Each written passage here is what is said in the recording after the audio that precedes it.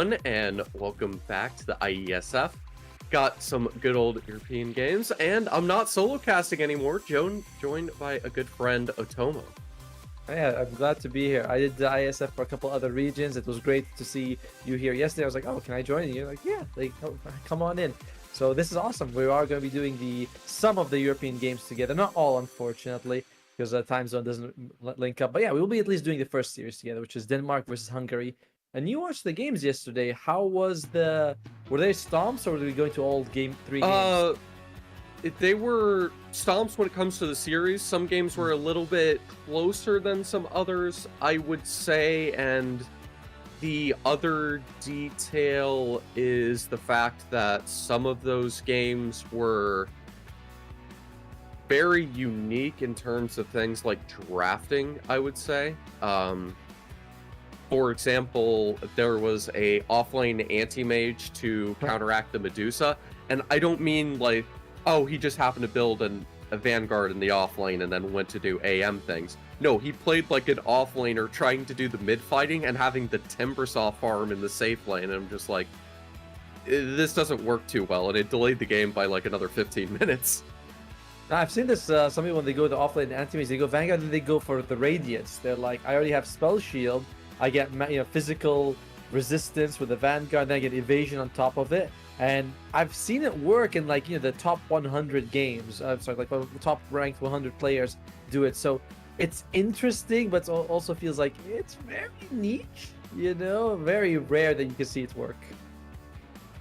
Yeah, I mean, I think having the spell block is very nice because it just hard shuts down the Medusa every single time the Mystic Stake comes out. It's one of those few ways that you can actually counteract the Mystic Stake in lane at all, so especially early.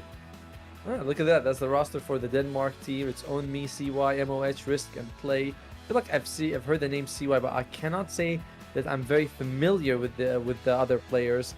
And for people who are not sure what's going on, this is going to be a country versus country sort of tournament where if you win, you represent your region, and you get to go to Iași in Romania to play for the actual finals of the tournament. We already have representatives from other regions. Now we're doing Europe, and I believe we have 4 groups. A lot of European teams join. Something like 12 or something, right? Yep, 12 over 4 groups because there's 3 each. The math does add up. Checking myself there. Own Me was a very exciting player to watch the other day. Mainly playing in that offlane role generally. I think he was on that safe lane Timbersaw if I don't have everything jumbled up from the smashing of matches. And he was amazing on it. It was absolutely terrifying. Yeah, and and there's going to be quite a lot actually from Europe. I think 4 teams advanced from the region. We'll have multiple levels of qualifiers. So this is going to be a week-long thing where we're going to see more than one country advance. And which is pretty awesome. And Europe is considered sort of the strongest region Dota 2 right now. And actually, let's go to their opponents, which is going to be Hungary. I've seen Low Skill play quite a lot. Then there's Drizzt, Syracuse, CSKV. That I don't know the other teams, other players. I gotta admit. So I only know Low Skill because he has been in the DPC a few times.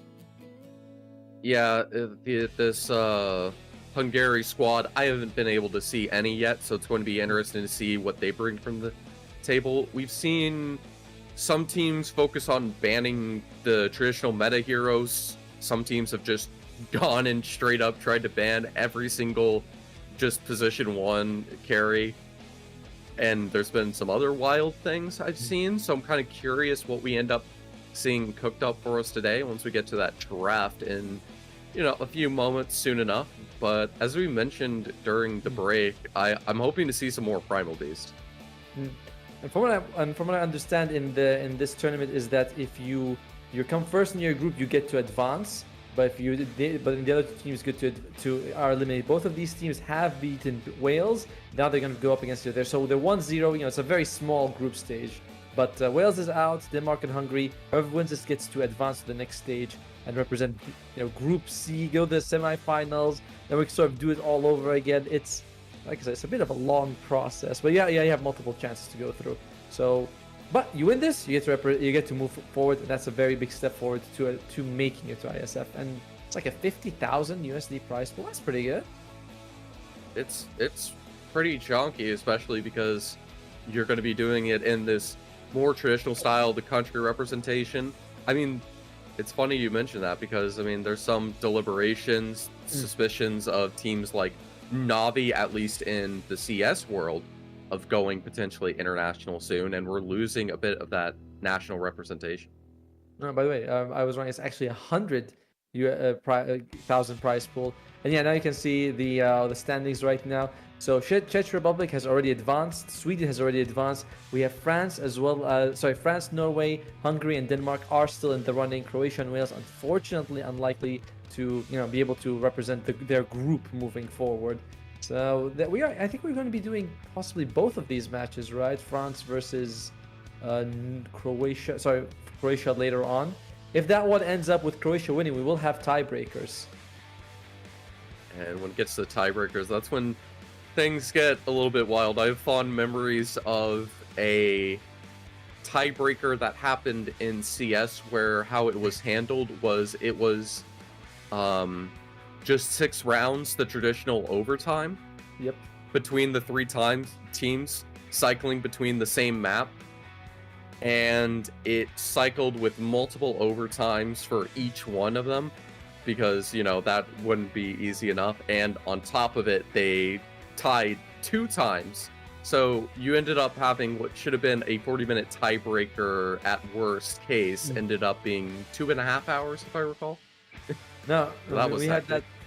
We have it in the DBC ones at the time where it's like, at the end we have 3 teams even, and we have we do 3 best of ones. Each team plays the other one twice.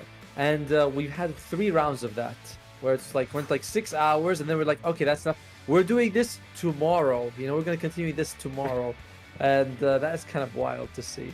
And some of the organizations are like, oh yeah, now if we have tiebreakers, we're gonna do two rounds, and after that we'll be shortest time wins. We don't care anymore. It's we're not doing an 2 extra days of tiebreakers. But we will have we might have tiebreakers, assuming that Group A goes into that situation. Yeah, certainly possible. I mean, we've seen a lot of clean 2-0s. As you can see, some of the brackets are already on the side of done and dusted. And I feel like I've been seeing some things that aren't what I expect in terms of drafting and other things that have caught me by surprise. I think things are going to go one way, and then it just completely flips on its head last second when it comes to the lanes. I've been notoriously terrible at predicting that, and maybe it's just my optics are off, and you can give me some better insight once we get into that. No problem. But I was going to say that probably the country to watch out for is Sweden, who has 4 players. 3 of them are from Alliance, and one of them is what's that Team Bald Reborn. Really, Team Bald? But yeah, they have. This is one thing that Alliance has done from their inception in doing TI3, when Loda was like, I want to have an all Swedish team. He was very clear about that. Now Alliance a little bit more multinational, of course, but they still have majority Swedish players. Having 3 of them and a member of Team Bald, it does look like Sweden might be the odds-on favorite, in my opinion, for taking it. They've certainly looked like it. They look like absolute beasts that were outplaying and out-drafting every single game, making it look like just 20-minute speed runs where I'm just like, okay, I don't know how they're cooking this up, but they look absolutely absurd when it comes to how they're playing the patch and their understanding of how to draft around it. Gets me very excited to see how that's handled, and just looks like one of those top solid teams to beat. Yeah, and in general in Dota, that's one of the things, right? When one team is a little bit better than the other team, you still stop them so consistently. It's like you're a little bit better. We're not saying like 10-15% better, but that you still win that 9 out of 10. Most of them are stomps. It's kind of wild how that works out, because you're just everything is you're 20 seconds faster than everything that the enemy does, and you're always able to catch them out. So Sweden is definitely the team to beat, in my opinion, and we are waiting for the draft, ladies and gentlemen. We're not just putting you here as hostages seeing our beautiful faces, which they are very beautiful, aren't they? Yeah, certainly some of the best you can get, I would say, as we have to deal with the best we can get. And yeah, this patch, it's been a little bit more traditional in the sense. I don't know if snowball is the right word, but it definitely gets that traditional. You win the laning phase, you get this pretty definite advantage, and you're generally able to close off of it unless some massive blunders come in. I feel like one of the rare exceptions was on that Primal Beast mid game that I mentioned, where he was so great, and then once the Wind Ranger and AA were able to start getting that proper damage, able to kite and dodge around him, it properly delayed everything and allowed for the comebacks to go through. And speaking of comebacks, we'll have to come back after a break real quick before we get into game number 1.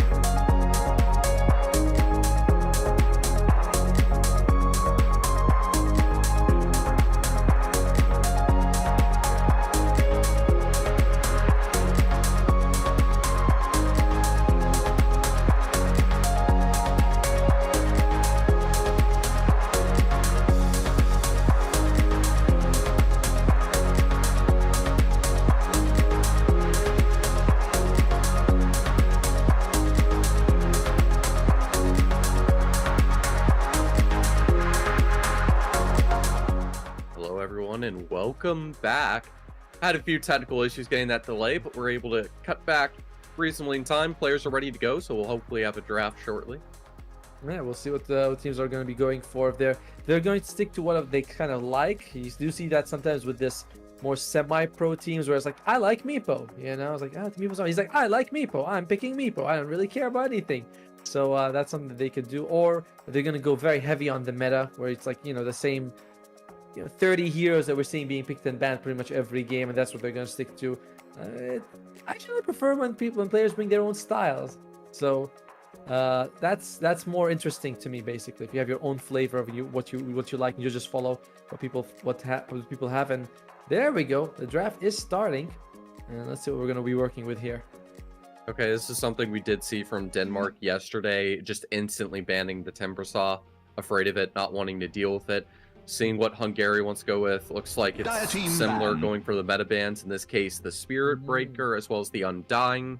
Seems like we're stringing together a little bit of a traditional start, I suppose would be the best way to phrase it. Yeah, Denmark doesn't want to deal with these very strong laners that you can struggle with. Timbersaw, oftentimes we see him get a couple of levels, get the Vanguard, and whoever is with him can just leave the lane, and Timbersaw by himself is unkillable. Or you can stay as a duo with the techies, and you just keep killing people over and over again. So if you get rid of them, with the nerfs that came out to like the Doom and some other offlaners and the Vanguard change, Timbersaw may be the strongest offlaner right now. It's like, it comes with a question mark or an exclamation mark, an asterisk, but he's one of the strongest. And they just start off with techies from the start because, that's a strong laner that they have for themselves. It's one of those strong laners, tons of magical nuke damage. I've seen him top some games even from the support role. It can be absolutely obscene sometimes. And speaking of that offlane, because of all these heavy nerfs to Vanguard, the combination to Octarine being completely gutted from existing, I mean, it certainly was OP.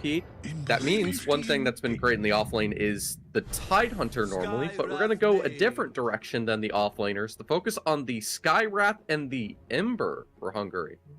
Interesting pick by them. Not heroes that it's like I counter you counter me sort of thing with the techies, where if he gets the jump on either of these, he can just blow them up. Ember, if he has Flame Guard, he should be okay, but it is a long duration stun from out of nowhere that Ember may not see coming. Skywrath Mage, very strong laner, and that is going to be the Monkey King, very likely to be the carry. Hungary, I imagine you want an offlaner. I mean, do you want something like maybe a Veno or a Viper? With the Skywrath Mage, you can really crush this Monkey King. One thing I did see the other day, I can't recall if it was again specifically like an Ember. I don't remember what the hero was exactly, but I did see the Monkey King played mid instead, which was a little bit different than what I'm used to seeing, but it seems to be perfectly effective. Having that Jingu mastery really allows you to dominate the lane and just breed with all that XP.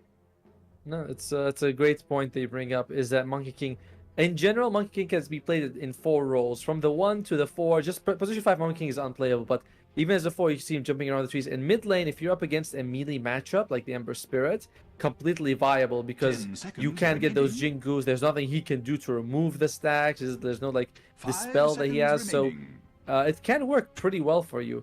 But Denmark, I mean, they also have other options. You can take the Huskar mid and just crush him, but that tends to be more of a last pick gotcha moment. Yeah. Speaking of the gotchas, or maybe not actually a gotcha now that I think about with how I saw it. The Broodmother. I saw it laned against a Tidehunter and win because you don't get those broodlings until later on, and it's not really about necessarily having that raw cheese of melting down a tier 2 tower in 10 minutes. It's more of just being one of these just solid offlaners that wins their lane and has that strong universal benefit of getting all that damage at the 15-20 minute mark. Yeah, and we're speaking of offlaners, a lot of them have been removed. The Timbersaw, the Beastmaster, the Doom, Spirit Breakers, like half the time he's offlane, half the time he's position 3. Even Windranger hasn't played. And that does make Broodmother very, very tempting. Like, the hero is exploding in the meta right now, which is, I guess, a good thing because it's new. But then again, we had Broodmother like 6 months ago exploding into the meta. I'd like it if she can just go away for a while, but no, she is very viable as an offlaner right now. Yeah, but thankfully it's not in the same meta-dominating sense. It just seems like it's one of the effective options that might be coming back to the table. So I don't mind it too much. And the offlane's one of those roles I'm very interested in at the moment because of all these heavy Vanguard nerfs. It means something like the Tide Hunter with the damage blocks very valuable. And the fact that it frees up all these bans besides, say, like the Temper Saw, maybe the Tide Hunter, it's suddenly all these offlaners that you use that would want to be able to have the strong disables, like piercing the BKB, whether it's the Beastmaster or the Doom, to really just lock people out of the situations that have been completely cut out. So what's left in the pool for the offlane is just completely a Wild West at the moment, especially in a game like this, with how this draft is at the moment. Yeah, it used to be, oh, the Enchanted Demon comes out. It used to be that, oh, you get Vanguard, you get Arcane Boost, you disassemble, you get Octarine Core, and then you can like still go back for a Vanguard if you want to. But now it's like you don't have that option. It's like, are you commit to the Vanguard Crimson or you just don't go for it? And you really want it because it wins you the lane a lot of times. But here, Dyna's been getting nerfed, and now the recipe is nerfed as well. So it, like you said, it does make the offlane. For me, probably the role is going to change the most, and with it changing, other roles will change as well to adapt to the new heroes being introduced. So Shadow Demon, if Techies jumps on someone, that's a way to work. You can save them. Interesting is that he comes out this point. I would imagine you wanted an offlaner against the Monkey King, but I guess they don't want to showcase their lanes. Okay, they go for the Terrorblade. So it is going to be a mid Monkey King, very likely against the Ember Spirit. Yeah, it has to be at this point. And if I recall, correct me if I'm wrong, Anti-Mage is one of those traditional great matchups against the Terrorblade? 10 seconds remaining. Or at least goes man-to-man against him, if I recall. 5 seconds I think it's a pretty. You prefer something like a Phantom Lancer who has more mobility. You can double. Oh wow, Lion comes out. I love this. Phantom because you can walk in, you can Phantom Rush out. You're more in a. Anti-Mage's a bit more committal. When you blink in, you blunk in, and Terrorblade tends to have a decent amount of stats. He can sunder. When he makes reflections of you, they also get mana burn, which is a big issue. So I would imagine that you would prefer the PL over the Anti-Mage right now, if you're thinking of that, like taking the carrier now. Yeah, I mean, would you still want it even with the nerfs to PL, though? That's the question, because the AM's scarier, but it might be more effective. Also because you do have that flexibility. I mean, the main thing that doing it off lane is it does kind of screw the timings a little bit, because generally you will go for that Vanguard, so it's going to delay you being able to get a proper Battle Fury out. But as long as you do have that flex and you have a solid offlaner or someone that can play that mid game from the safe lane role to be able to delay for that AM to get that farm to catch up, I think it is a very effective option. However, also a very effective option is that good old Bat Rider. I like it. I like it. It's really good against Lion, really good against the Terrorblade because you can just get on top of him. Terrorblade does not have a whole lot of health early on. It's like he starts with one of the lowest health pools, great armor, but no health. And if you're a Bat Rider, you don't care. And even if he reaches level 6, he doesn't often take Sunder. You take it like level 9. You want to max out your meta. You want to max out your Conjure Images first, just so you can farm faster. Hungary needs a carry. Denmark needs what I'm guessing is an offlaner. Could be a mid, depending on where the Monkey King goes. And hey, check out, PL gets banned. So they do feel like, yeah, we do not want to play PL into Terrorblade. Best pick is Lark, I would say, just so you can have that in and out. And he's good against the line as well. Good escape, dealing with both the Lion trying to lock you down. The techies can try to do a similar thing, being able to get out of that monkey circle. Here's an idea. But I do like, oh, really? You got an idea? What if you put the Bat Rider mid against the Monkey King? And you can put Ember Spirit as a carry, and you pick an offlaner, so you still get a really favorable matchup in the mid lane if you wanted to. That would totally work. I think you're spot on there, especially because you have the Morphling ban by Denmark, so this Bat Rider's an excellent punish for the fact that ban's been brought on out, and you can see the Tide Hunter being banned, so you can't try to flex that as like a mid or even an offlaner or something crazy at the end. It's 10 seconds interesting. I remaining. like this decision the Hungary is gonna have to think about is that I've seen carry seconds Ember remaining. Spirit. It's fine. I know I do prefer it mid, but then again, it's like you have to think about Ember versus Monkey King mid. I feel like it favors the Monkey King by a lot. But Barra is gonna win you your lane. You just have to decide: do I want to win mid or do I want to win the off lane? Yeah, that's going to be the question. Generally, the option is the more lanes you can Team win, the banned. more you can get that opportunity to win. But Oh, there's Slark. that Slark you were talking about, completely Dang. banned and removed. Are they watching the So- stream? They're like the bald guy might know what he's talking I mean, about. But maybe, but I mean, there's a pretty hefty delay, so thankfully we're fine. So what does that leave on the table? Maybe 10 a seconds remaining. Spectre? I did gloss over the AM. 5 seconds remaining. Alchemist Something like maybe. Void No, Span. Alchemist is also tough because when you make reflections, you get the free radiance, which means that you get that nice AoE burn and nice evasion and mischance. Oh, not evasion, sorry, just the mischance because you don't have the item. You want a hero that when they make illusions of is not strong, but can do well against the table. That's a very Radiant's limited team pick. group of heroes. Alright, Radiant, they're gonna be picking here. Denmark. Are you gonna showcase us an offlane or are you gonna showcase us a mid? Might be something very flexible, like a Pangolier, so we don't know till the end. Yeah, I was wondering, do we see the shrapnel 10 and seconds the remaining. sniper coming out to try to I'd love that. abuse the circles in the fight? 5 That could be one seconds way to go remaining. about it. Kind of punishes trying to abuse the illusion game, and when you have the shadow demon, gives you some pretty solid save, especially when the entire rest of the team on Hungary, you're going to have either these roots or just stuns and disables that are going to keep everyone else locked down, giving him time to force staff or shadow blade away to reposition whatever is needed, even if this Monkey King's here to try to get those positions to gank onto him. So it could be a very effective last minute option to go for. I think a lot of it depends on what Denmark goes for. I thought you meant like sniper for Denmark instead of for Hungary, but Team pick. oh, they go for the other. So it is going to be the offlaner. This is going to be the mid Monkey King. Very durable draft from Denmark. Yes, Terrorblade early on, not the supports line's very flimsy, but Monkey King huge lifesteal. Underlord goes for auras. Techies is notorious for being one of the more difficult position for us. Hungary, you look at them, their damage is a 10 bit lacking, and seconds remaining. you really need a very hard hitting carry. 5 I don't like the seconds carry remaining. the carry Ember Spirit anymore. I feel like Ember Spirit has to be mid. You take something like an Ursa maybe. You have to go for just the big boy play of whether it's like the Ursa, which I totally forgot about. You're spot on there. Maybe the Spectre. Choose I was your hero. maybe the AM, but the Sven. Okay. Oh boy. He is. I thought about Sven in my head. Like I thought, but I thought it's not very viable because you're up against a lot of things that reduce your damage from the the Underlord. But they decide to go for it anyway for low skill. To be fair, if he does get very farmed, he can two-shot the supports. Monkey King, while we call him durable in terms of lifesteal, the burst damage from a Sven jumping in with God Strength, he can't kill him before he gets that 4 hits staff to lifesteal. I like Hungary's draft a little bit more. It's a little unorthodox, but I think they can work. I am also extremely interested to see how the line works out because I am a big fan of the hero, and he's been out of the meta for years.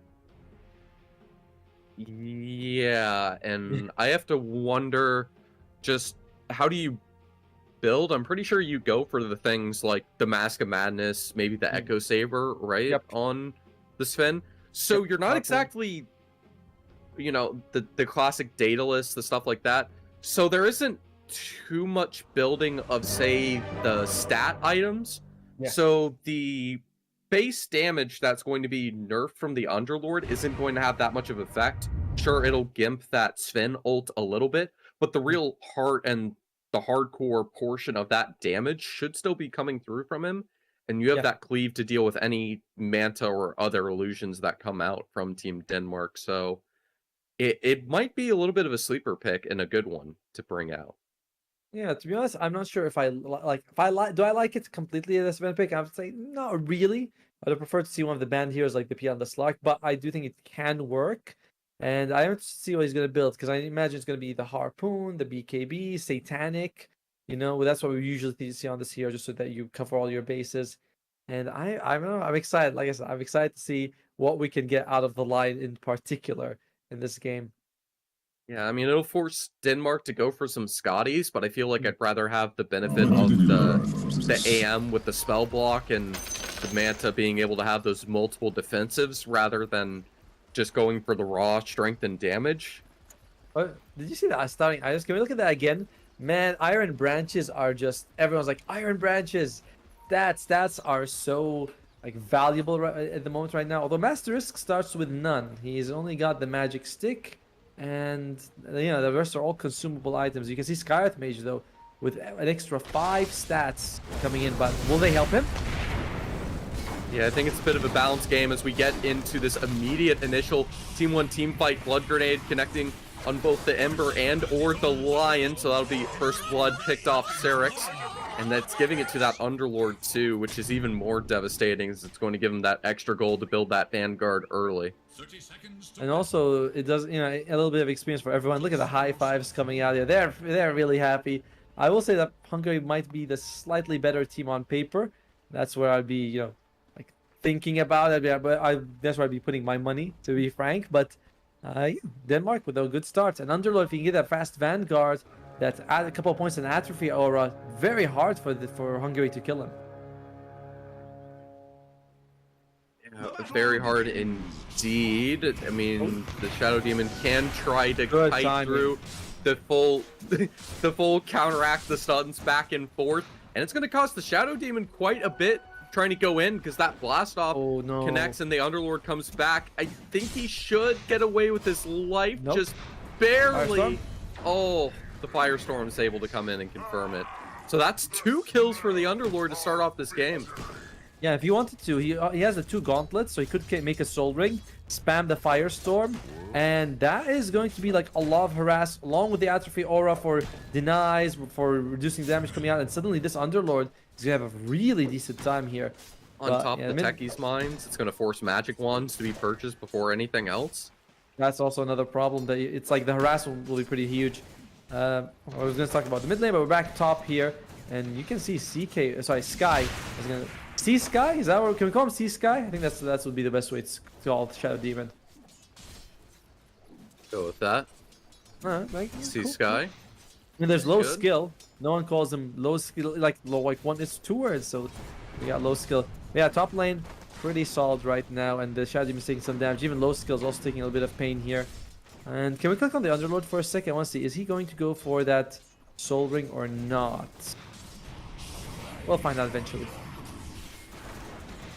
Find out in the moment. Now, I mean, I guess one of the best ways to deal with the Techie's right-click harassment is by making your own Techies, so fair enough. You see, double shared tangos to the Sven.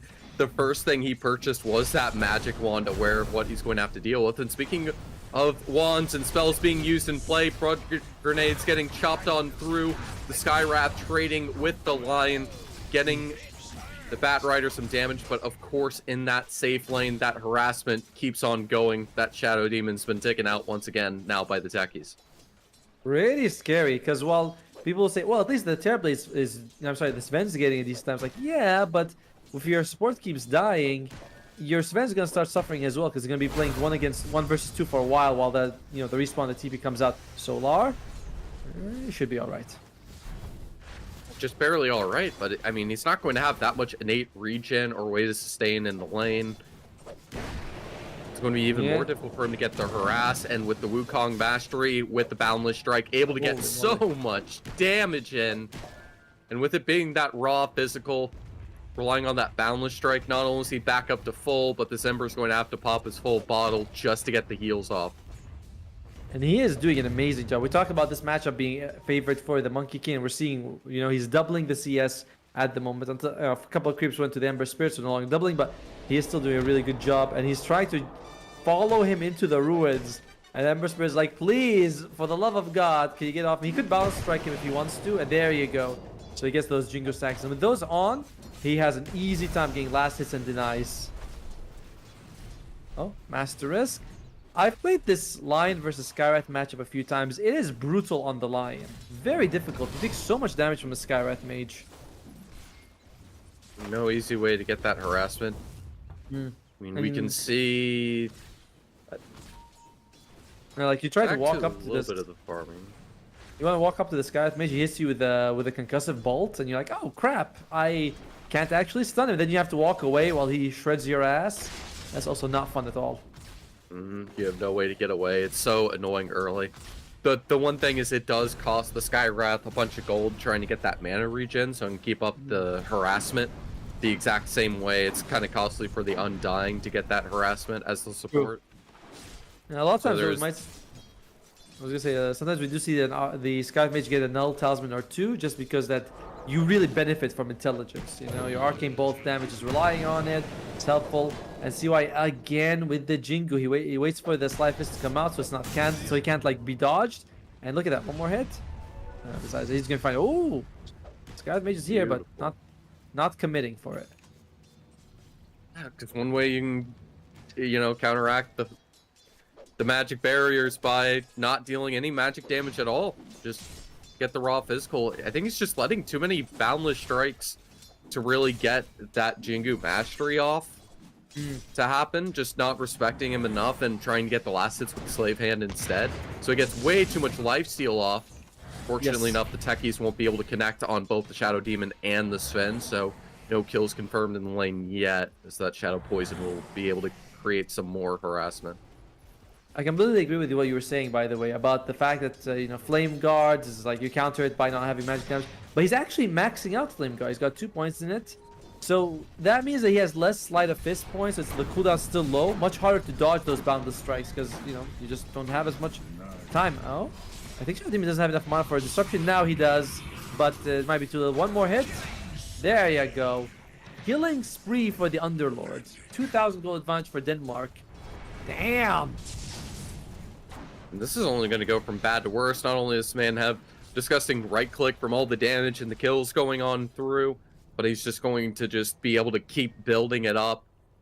And I completely forgot to see what items he has holding in his hands. You can see the Skywrath wants to try to use this blood grenade to try to set up some sort of gank, and that's being capitalized on because Solar is being brought down to the bottom of his health, trying to get harassment in with the Firefly. Skywrath will come in to help, but also on the side we have the Sven getting hunted down. Good teleport away from the lion, and the Sven is able to use the war cry to run away and get the teleport out. But you see that, right? It's like their position, one team's position 5 rotates back to base after making space, like legitimately making space for his team. And the other team, the carry goes back to base, forced to regenerate, and that's not quite the same. And we talked about low skill being a like a pro player. I think he's playing for PuckChamp or something, or he was until like a couple of months ago, and he's doing decently.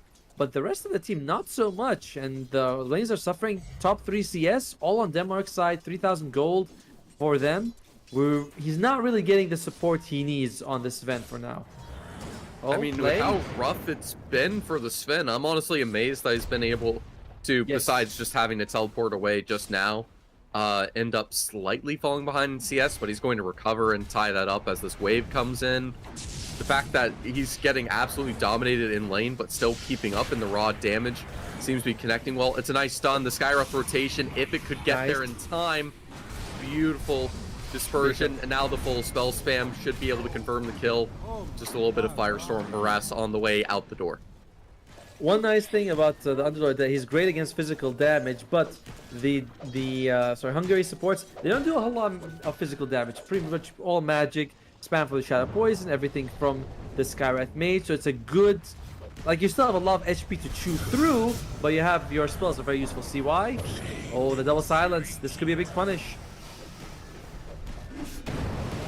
Should be able to get him down, but of course all it takes is that boundless strike, a quick save with the nuke and the slave hands from the Ember to ensure that that lifesteal can't go off, and that Monkey King does die. But it was sketchy for a second that they weren't able to pull that off. Most importantly, it does cost the full 3 rotations. Still Hungary playing behind in quite a few ways. Yeah, but they're making this great comeback, right? A kill on 2 valuable heroes, the Ember, the Monkey King as well as the Underlord. However, low skill left alone again, but the supports are nearby, but I don't think are they going to be here in time? maybe to at least stall, but even then still, that Techie's mind giving the slow. He can just stomp his way through, and with that Bat Rider taken out on the side, we finally see one of the blood grenades out from the Techies to dunk the Sven. He'll die to the neutral creeps instead, but it's really about denying the farm from the Sven from anything else. This Underlord dying just once isn't going to be enough. It really takes 2 to 3 deaths after the streak's been built to really nullify and counteract it. Just the once is never enough. Yeah, and that was 2 good plays, by the way. The Techie is guessing where to use the blood grenade, and then the Sven to deny himself. And Sven, man, he is level 5 at 9 minutes. He is suffering right now, and I don't think there... I mean, hopefully the observer can show us if there are any stacks around the map. I don't think there are, so low skill. He's suffering. He is in pain. And alright, they want to go for the Underlord. A chunky boy, if I've ever seen one. Just at the 11:32, and you can see he's not even going for the Vanguard. He just, like, the Ring of Health, good enough. Doesn't even care about the Soul Ring. He's just rushing the full Guardian Greaves instead, which is going to be devastating, because any of this good burst damage that they get through with the magic damage can be entirely counteracted and nullified. But of course, the Monkey King trying to do what he can. The Techies rotates, but the double damage from the Ember is just too much to be able to handle. So they're able to get him shut down a few times, but even then still, with 2 deaths on the Monkey, he's still ahead of the Sven with no issue, and it's costing all these rotations, giving up the other lanes. It's costing Hungary everything to find any success. Yeah, you're in a very tough spot if you're Hungary. You have to do these rotations, and they are working for you, but you're also, like, it costs, you bring so much to do that. So it's tough. And you can see top 3 net worth all on the Denmark side. Terrorblade going past the 5,000 net worth in 10 minutes. Very impressive. Underlord not far behind.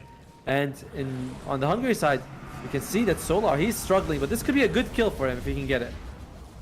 Should be an easy line to secure, but that stick's making it more difficult. And now the Jingu Mastery is being built up. Of course, the Dispersion will be able to save the day. Okay. Solid kill. Disruption. Solid kill. They have Lasso available. They want to go for it. Low skill. He's taking some pain. Yeah, I was gonna and he's gonna go for Echo Saber, by the way. Has the Morbid Mask and just wants to go for Echo Saber. Oh, Mask of Madness, actually. Yeah, this is the classic farming build. DY is here. He sees them. Does not have the Wukong's command, so he's gonna go jump away. Yeah, the Molotov will at least create a little bit of space. Boundless Strike doesn't connect, and now they're trying to turn things around. Of course, level 8 on the Bat Rider, so he can drop that lasso, force that Monkey King to take the fights off, and they do a perfect job kiting, ensuring that he can't get that Jingu Mastery off to get that lifesteal to sustained in the team fights and take him down. And now his Bat Rider can really start to build up the harass and control the positioning, allowing the Shadow Demon to build the poison, the purge, and the Sven coming on through, able to strike back, shutting down the Underlord, and now things start looking a bit more fair for Hungary. Yeah, the Mystic, we can see the Mystic Flare bug is alive and well, because he did use it on the Underlord, but, you know, you can see, like, the first millisecond of the animation, and, oh, this is quite some time ago. Oh, that shows the kill on the Lion. Good kill. And, oh, there we're going, wow, they were going through all of the highlights, basically. Yeah, some big picks, and now with that Sven getting a couple of kills on that Underlord, now the gold's going to recover. It can keep things a little bit competitive. The Techie's harass will be a little bit annoying, making sure that he does not get his last hit stolen by the deployable mine. He's really recovering, and that Mask of Madness is going to help. The Echo Saber is going to help some more. And one thing about this Monkey King versus Ember Spirit matchup is that the Ember Spirit is a little bit more mobile, you know, a little bit easier to make plays with. In Hungary, they've got a little bit of stacks that they're going to be taking for Solar. So some good plays coming out. I say some stack, it's just a double stack. It's not the biggest deal, but still useful. Yeah, and some heroes, I'd say the Bat Rider is one of them, is coincidentally buffed, even though it's technically nerfed in terms of the Octarine changes, because having that double Void Stone, getting all that mana regeneration out of it, is going to be helpful for the spammers like the Bat Rider. Imagine there's some other heroes that it might be useful for as well in the future, as we Here's the boil biggest- down and. Well, one of the issues I see with the double Void Stone is that when you have the Void Stone Ring of Health, you can save a slot. You know what I mean? In your item build. Because they combine and you get that double regen, it's nice. So you can fill up the extra slots. But now with a double Void Stone, you can't do that. So it's a little bit more cumbersome to fit in your like inventory. But yeah, some heroes do benefit from the finished recipe with all the big hero spammers like you're mentioning. And Bat Rider is certainly one of them. Yeah, I guess that is true. The one thing that would really suck about having to buy the double Void Stones, just having the two separate ones just chilling in your inventory, just like, well, I don't want to have both of them out as much as I want the mana regen. It's most likely you just get the last item, right? You get the you get the soul booster, then you get the Void Stones. I think there's a recipe as well. It's not a big deal. All right, Hungary, they smoke. Who do they look for here? Underlords in the bottom. Another bit of a chunky attempt if they want to go for it. Wisdom runes being picked up, one apiece, same as the 7-minute mark. And it's still Denmark with an advantage in terms of core net worth, but the supports on Hungary are farmed as hell. Look at the Shadow Demon. He's at position 5. And he's got 3.2k net worth. I was able to get some of those kills, the participation to help out, as that's really the main way they've been getting this gold at the moment. So Looks it's like working we might out. have a fight cooking up momentarily. The Ember's trying to go for a bit of mid pressure, and he's going to get a response in turn. They need to use CY's Boundless Strike, then get the tickets to jump, then they get the Lion to Hex. And it's like one of those things where if one guy doesn't get it right, it's not going to work. And Boundless Strike is level 1, so it's like 0.8 seconds. It's not a whole lot, and there's a Shadow Demon saving. It's a very risky attempt to try and kill him. And yeah, slowly, man, Hungary have clawed their way back into the game after what was, frankly, a rather brutal laning stage. And now that you have the Sven, he's going to be going for that classic BKB Blink Dagger. And once he has that, which he has no issues farming it, the fact that Ember's trying to have the best restraint, but the stun, the Hex combo into the techies, the disruption able to delay, at least for a moment. And it's actually enough to keep him alive. Oh, poor bad time to put down the Observer Ward because it gets immediately removed here. It's very close to the range of the sentry, so not the best move for Denmark. And oh, they're going in for Hungary. At least going in for the tower. Yeah, fair move, trying to push this tower and adjust as this constant fighting continues. Oh, the Skywrath Mage should be seen. It feels like What? a bit of bait. The stun missing, and I'm sure it was seeing the Monkey King hopping over, but of course he does have that Diffusal Blade. The quick counter reaction, the Bat Rider to respond, keeping that Monkey King locked down, able to be freed, but he is still shut out, unable to get the Wukong's command out, and completely locked out. The Underlord having to teleport in just to create the space for the rest of the team to get away. That could have gone even worse for Denmark with one or two more mistakes. Man, Master Risk. I like his name, you know, because it's like, yep, that is definitely the Master Risk right there. He missing the stun in that situation allowed the Skywrath Mage to get further away. They delayed it, forced the Monkey King to commit way further than he needed to, and cost him his life. And Monkey King is now lowest net worth among all the cores. Remember, this guy was slapping Ember in the lane. He was like, come on, move it. And now he is more than 1,000 gold behind. We said Ember Spirit easier to play in general than the Monkey King to make space. And oh man, oh man, oh man, oh man. Yeah, Serix on this Ember was able to get just punished a lot by the Monkey King, at least with the Jingu Mastery, to get all those stacks in, at least early. But the rest of Team Hungary seemed like they do not want him to have that same level of success and understand how to perfectly kite him to make sure that he doesn't get it off. So he's unable to get that success, and the Monkey King soon to scalp the Sven nearby, but he's not going to have anything to be able to deal with it. In fact, we'll have to deal with some of the cleave damage just to get that information. Yeah, and this is another thing, by the way, about the Monkey King, is that for him to roam and make space, you lose a lot of farming time. Not like the Ember, where you can go to a lane, you know, slide a fist, you get a kill, and low skill. doesn't have the BKB yet, I'm pretty sure, so he should be locked down, removed momentarily. The Skywrath and the Shadow Demon's going to be a bit out of position to be able to get in that response. In fact, the Shadow Demon a little bit deep on the map, having to teleport back to the tier 1 mid. And they'll even hunt the Skywrath. A nice catch by the Lion, allowing the Monkey King to come in and finish it off. Wrapping a couple of solid picks for Denmark to get a little bit more favor towards their way, as the only thing going their way, I would say, currently is the Terrorblade. Yep, the Terrorblade is massive. While we have praised some, like the moves from both teams, we haven't actually seen the Terrorblade do anything, and he wasn't punished in the lane like the Sven. And we can see that by the net worth difference. And Terrorblade, once he joins this fight, you might be very worried for the Hungary side. You have to go through an Underlord, you have to go through a Monkey King to get to this meta giant guy who's got Skadi. Yeah, there we go, Skadi, Dragonlance, Yasha. He's going to be very far away from these fights and very fast. That's a scary situation. That's honestly very scary until that Sven has his BKB at least to deal with, and even then still the Monkey King's going to be something to be very worried about, especially once he finds the success. You have a very short timer because he has that Jingu Mastery off, so now he's able to freely lifesteal multiple hits on everything. The Sven can try to come in, but of course that Terrorblade, it looks like he might have rushed to Scotty with all this farm he's been able to obtain. The full kiting's going on. So everyone from Hungary is getting taken out, rooted, stunned, unable to move at all, and escape from this Demon of Nightmares, going straight for the Yasha into the Scotty. There's no escaping this metamorphed monstrosity.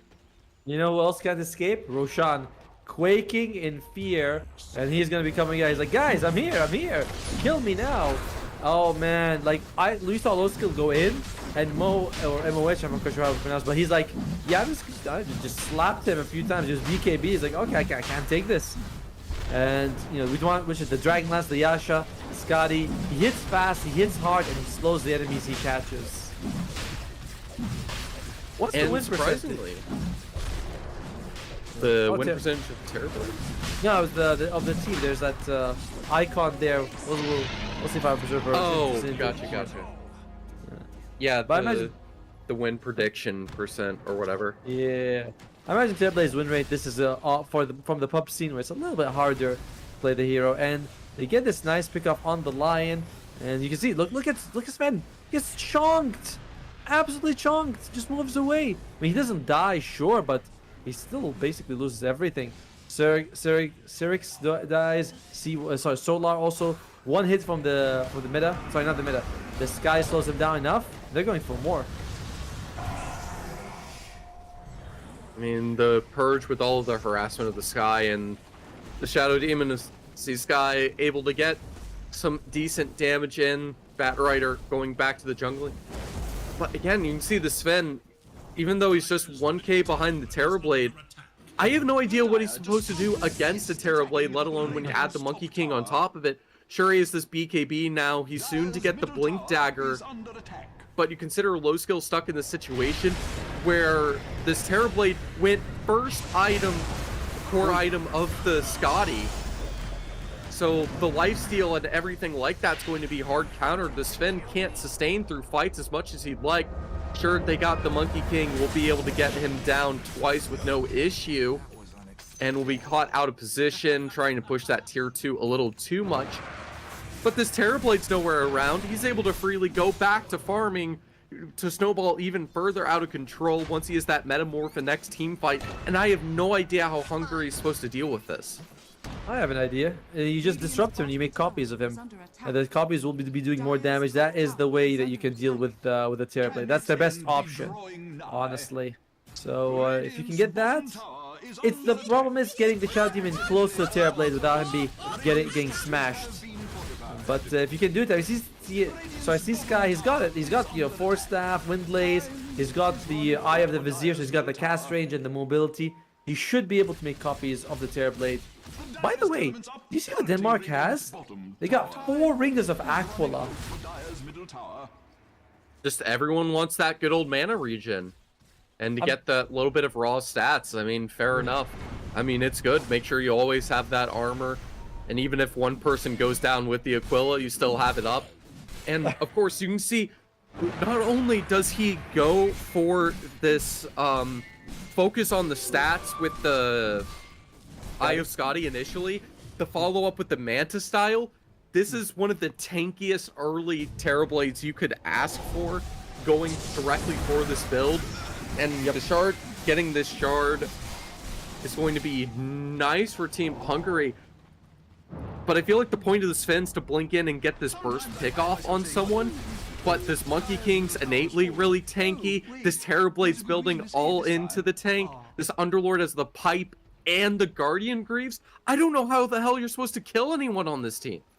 Glimmer Cape is available on the line as well. You got a couple of Force Staffs to move people around. So even if Sven gets on someone, he might need to get like a the Aghanim Scepter, allowing you to do that Superman move so you can get close to them. I'd love to see it.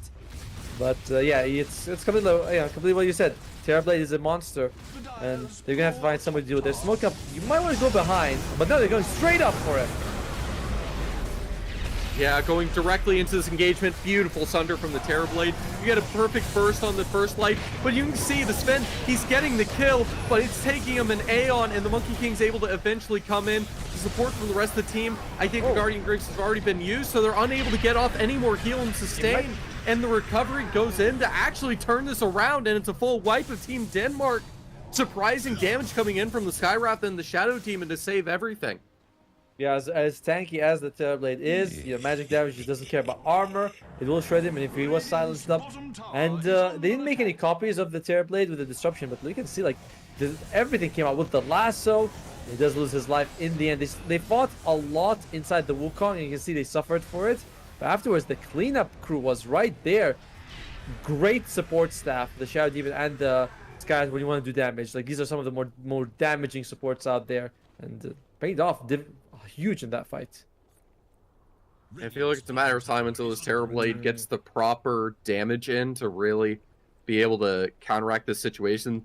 I feel like he has gone for the right build here, but the Savior has been this Skywrath able to constantly pump out all that magical damage on the side. I mean, you can see the Sven still got taken down there. The only reason the Ember gets away is all the evasiveness and the fact that he's also had to build a BKB. It's going straight for that Ags now, and it lets them burn through even with the pipe being online to be able to survive. So I have to wonder what the next move from Denmark is to be able to get this survivability, or maybe just go for the direct pickoffs and have another fight go down in this bottom lane. But now the Sven burst damage is starting to come on through, and it's too much with no one there to be able to help out and assist. Yeah, and this is another. I mean, we're seeing CY. He's entering what I call support level. You know, he's entering the support category because his net worth is barely ahead of the Shadow Demon. And Hungary's supports have been carrying the team like crazy. You know, they've got the net worth to prove it. They've got the impact as well. And the Denmark supports, even though on paper, there you go, 52% in favor of Hungary. This is a very close game. With other games this close, or is this the closest one so far? I would say that this is easily the closest one. We've seen some games fully shift, but this one's been, I would say, fairly competitive the whole way through. There's been some clear favorite moments for Team Denmark, but then we've seen Hungary with some creative moves to be able to turn it around and keep things tied up. It's a fairly competitive situation we've been able to see ourselves brought into, and the fact that you can notice Hungary in that top lane has that dire ward up on the cliff to give all that vision really helps them with these team fights to get that success. Yes. Ensuring that, you know, these spellcasters in the back lines are able to get all that harassment damage in. And, which I feel like the Sven's good at picking off these backliners, but I'm not exactly sure who's supposed to do it on Team Denmark. I mean, ideally you'd want the Monkey King, you know, come out from behind with a jump in, or Wukong. You have the Underlord as well, using his ultimate, so there are options there. But I want to point out that, you know, you have Ghost Scepter on the Skywrath, so physical damage is not the issue it was before. And you see the win rate on the line, 37.5. I'm not sure if this is pub or like from this tournament, but the hero was one of the most hurt by the duration of debuffs being less. Because his stun lost a lot of duration, his Hex lost a lot of duration, the hero was never stat heavy to begin with, so he was one of the most like badly affected by the patch. Yeah. I feel like one of the things slept on is this very fun idea of where you go for the combination with him and Medusa and get the shards with the mana drain. I think it's an absolute brilliant idea, and it might be one of the main ways to be able to counteract the whole diffusal carries, the illusions burning through all the mana. Speaking of which, the lion getting burnt through his life by the Ember. Oh, that's good. This is a bigger one though. Getting the kill on Solar, much nicer. And see why he gives him that is a tip of a guy who's, you know, a little bit annoyed. Let's go with that. You know, he's like, you guys, you've been annoying me, you've been killing me. And then make sure you get that. And oh dear, the tip back. Here it comes, or not. Oh, there you go. The voice line even better, and the tip back. The mental warfare has begun. The classics. And how do you feel about seeing this Sven go for the Silver Edge? I mean, the break's important, and I guess being able to have the break to really just destroy the tankiness on this Underlord's the goal with it. Yeah, it really helps. It's good with that. You can just also sneak up on someone, which is also very useful because you do get the crit. It is a crit ability, you know, and you get the guaranteed hit. Like you get a big hit and you get crits, you get some damage. It's nice, and of course you can get next someone. Even against the Monkey King, you do stop him from proccing more Jinkus if he's on the way there. So it's all helpful for the Sven. I say I love it as much as I would love like a Satanic, an Overwhelming Blink, an earlier Harpoon, but that's why his name is, you know, high skill, right? That's what his name is. He's the pro player. He knows. Yeah. I mean, I guess it also gives a bit of that passive crit to respond to help assist that bursting that he's trying to do. So it helps in more ways than one. Even if he's unable to get the Silver Edge off on the Underlord, he still has that Chrysalis in the back pocket, just giving that additional crit on the side. Well, in the meantime, Now going for the Harpoon, speaking of which. that's a good item. Lotus Orb finished on the Underlord. I'm surprised he doesn't have a Crimson Guard. I know you're getting heavy hits by the Sven, so you don't reduce it by a lot, but it's great against the Ember, who tends to do more, you know, less but more spread out damage. And even against the Sven, it will reduce like, you know, 100 of his damage, and you have the atrophy on top of it. That's an additional, you know, 50, 60 does add up. Just really helps you stop that Sven tanking, because you want to be a little bit too strong to deal with the smoke going through. Seems like they're all dedicated on this Roach Pit. This is going to be one chaotic fight. The Monkey King's able to set up the Wukong's command in a beautiful position. Able to lock down the Bat Rider with the Underlord to support on the side. So that's the Bat Rider isolated, going for the buyback immediately. Meanwhile, on the left side, everyone else trying to catch isolated this Ember Sphere, trying to drain his mana so he can't get away, but the BKB gives enough space. But that does cost the Shadow Demon his life with that space created. Beautiful Sunder on the Bat Rider, trying to deny the dive back, but he's able to blink in and lock down the Terrorblade. So now he's been taken down. More buybacks all around. The Skywrath's taken down. The Underlord's now buying back in as well. The Techies going for the full team fight. They're trying to hunt down where the Sven is, but the Silver Edge is letting him back away. Overall, it feels like a little bit of a win potentially for Hungary, but of course that Roshan still in the pit and prepared to be taken back. 5 buybacks used, but 2 from Hungary, 3 from Denmark. They also get the kill on the Terrorblade, and Sven stays alive. We can see the fight recap. I imagine it does favor Hungary quite a bit, despite the fact that their position was revealed. We did see them walk through mines, which means that they knew about it. And Shadow Demon, I believe that's going to be his Aghanim Scepter coming out. If I'm not mistaken, that is extra charges on his ultimate. 2 extra charges. Absolutely huge. You can throw it out on all 3 cores of Denmark at once. Yeah, taking a look at it now. Wait, yeah. The cooldown's removed on the Demonic Purge, and it's two charges of that plus 2 charges of the Demonic Cleanse. Damn, that's actually big. Which is terrifying. That's a dieback on the line, and they're going for more. The entire issue is, sure, the Terrorblade's able to come back into this, but so is the Sven with his ulti, and they have no way to answer him right now. The Underlord, turns out, isn't enough to be able to nerf the damage especially considering, like you mentioned, he doesn't have that Vanguard Brent built into the Crimson to be able to help mitigate that physical damage a bit. So it's not just the magical damage from all these supports doing disgusting amounts of physical, it's this purge removing any of these buffs that the Underlord's trying to provide to help out, on top of the fact that this Terrorblade can't really get the ball rolling, even though he has the Daedalus, he has the Scotty, he has everything to answer the Sven, but it's just not enough because the rest of his team is melting in the man fights, and the Cleave is able to deal with the illusions that really pump out all that extra damage. And Sven is he's like an Underlord and Terrorblade combined. He does massive damage, and he also has that armor provided for his allies. So he also makes sure that, you know, the Terrorblade isn't one-shotting the supports. And we see Sven, he just jumps on the line, 2 hits him every time. Oh, not able to do much on his own, has to go for the BKB, teleport out. And the Shadow Demon isn't close enough nearby to get the Purge, just has the Terrorblade illusions helping out. Okay. And he's got the Psychic Headband on the Shadow Demon, so that's a little bit of extra cast range. I like it. And Terrorblade goes for the Vindicator Axe. This item seems to be growing, like getting way more popular. It's 35 attack speed, 20 armor if you're stunned, 35 damage if you're silenced. It's a very interesting item for sure. I'm seeing a lot of cores liking it. Scarlet Mage Ceremonial Robe. He's got... Oh, well, they know that that's a fake because it doesn't break smoke, but they know that's not a fake.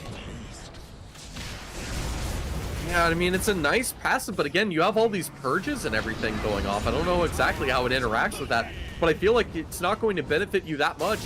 I mean, besides the Skywrath silencing, you're not really trying to have that many disables off. It's really about trying to just completely nuke the team out of existence with all this bursting that was initially magical, but now you have the Sven fully online, soon to hit the level 25, has the Harpoon, almost has the Daedalus to his name, or the Satanic rather, Yep, with and the he's got Silver Edge. Oh my I like the level 20 Warcry extra armor, really helping his team out. The high ground from Denmark is strong though. The Firestorm, a bit of Malice, Techie's Mines, even Terrorblade making meta illusions. But if you're Hungary, you're like, you know what? You guys got 2 dead. Yeah, but the Shadow Demon just causes so many problems. Created all this space in the early game, and not only does that Purge act as great dispels, but it also creates an amazing amount of lockdown that you can safely use at range, which means this Sven can't get kited by the Terrorblade as much as he'd love to do so, because sure, he was slowed by the Scotty initially, but now he has the constant purges to spam and ensures that these melee and ranged cores from Denmark have no way to run away from the Sven and have to take a mano, which is the last thing you want to do. Yeah, if you're Denmark, you have to think about, how do I kill the Shadow Demon and the Skywrath Mage first? Because they're providing too much. Tormentor comes out, it does go to line. It is the +2 for the mana drain, and you become magic immune while you do it. So it's nice, certainly, but not amazing. And this is going to be the second Tormentor that Hungary takes and goes for the Skywrath Mage. You get a little bit of armor and intelligence if you do in every instance of damage. This does work with your ultimate. So if you wait a minute, yeah, because you mentioned the ultimate. I'm just gonna interrupt. Yeah, he's 200 gold short of the axe on top of it, though. So he's about to have insane amounts of int. He's going to be constantly spamming even more spells than he was before. And this Lion, he hasn't gotten that many Fingers of Death off. He only has the 3 to damage buff it. He doesn't have the Ags with it either. So he isn't able to do that much damage to try to get the nuke off to deal with the supports. That's really the benefit of the Lion, to have this kind of blink nuke in the same way that the Sven does in the core position. Oi, Sven. He might be going for some blood. He's close to... is he close to CY? He kind of spots him out, but doesn't get the hit off in time. And Skywrath Mage has a Spell Prism, so we're talking about a lot of spells coming out, and now they come out with a little bit less cooldown as well. So even more spells. Double spells, and a lot of them. Damn. Terrorblade hurts, man. Yeah, I mean, ideally, the entire goal of this Denmark lineup should be the sustain with all the tankiness, the Sunder. I mean, even the Lion now, because of that 15 talent, ideally you start getting kills and you get the max HP off of every single one of those. almost 100 every single time. A little bit bold on the Wukong's. What was And Sven will that? freely walk away. Wow, that was extremely hopeful. Yeah, I'm gonna go with hopeful. That's a good word, right? That does not have a negative connotation, because that was very hopeful by CY in that situation.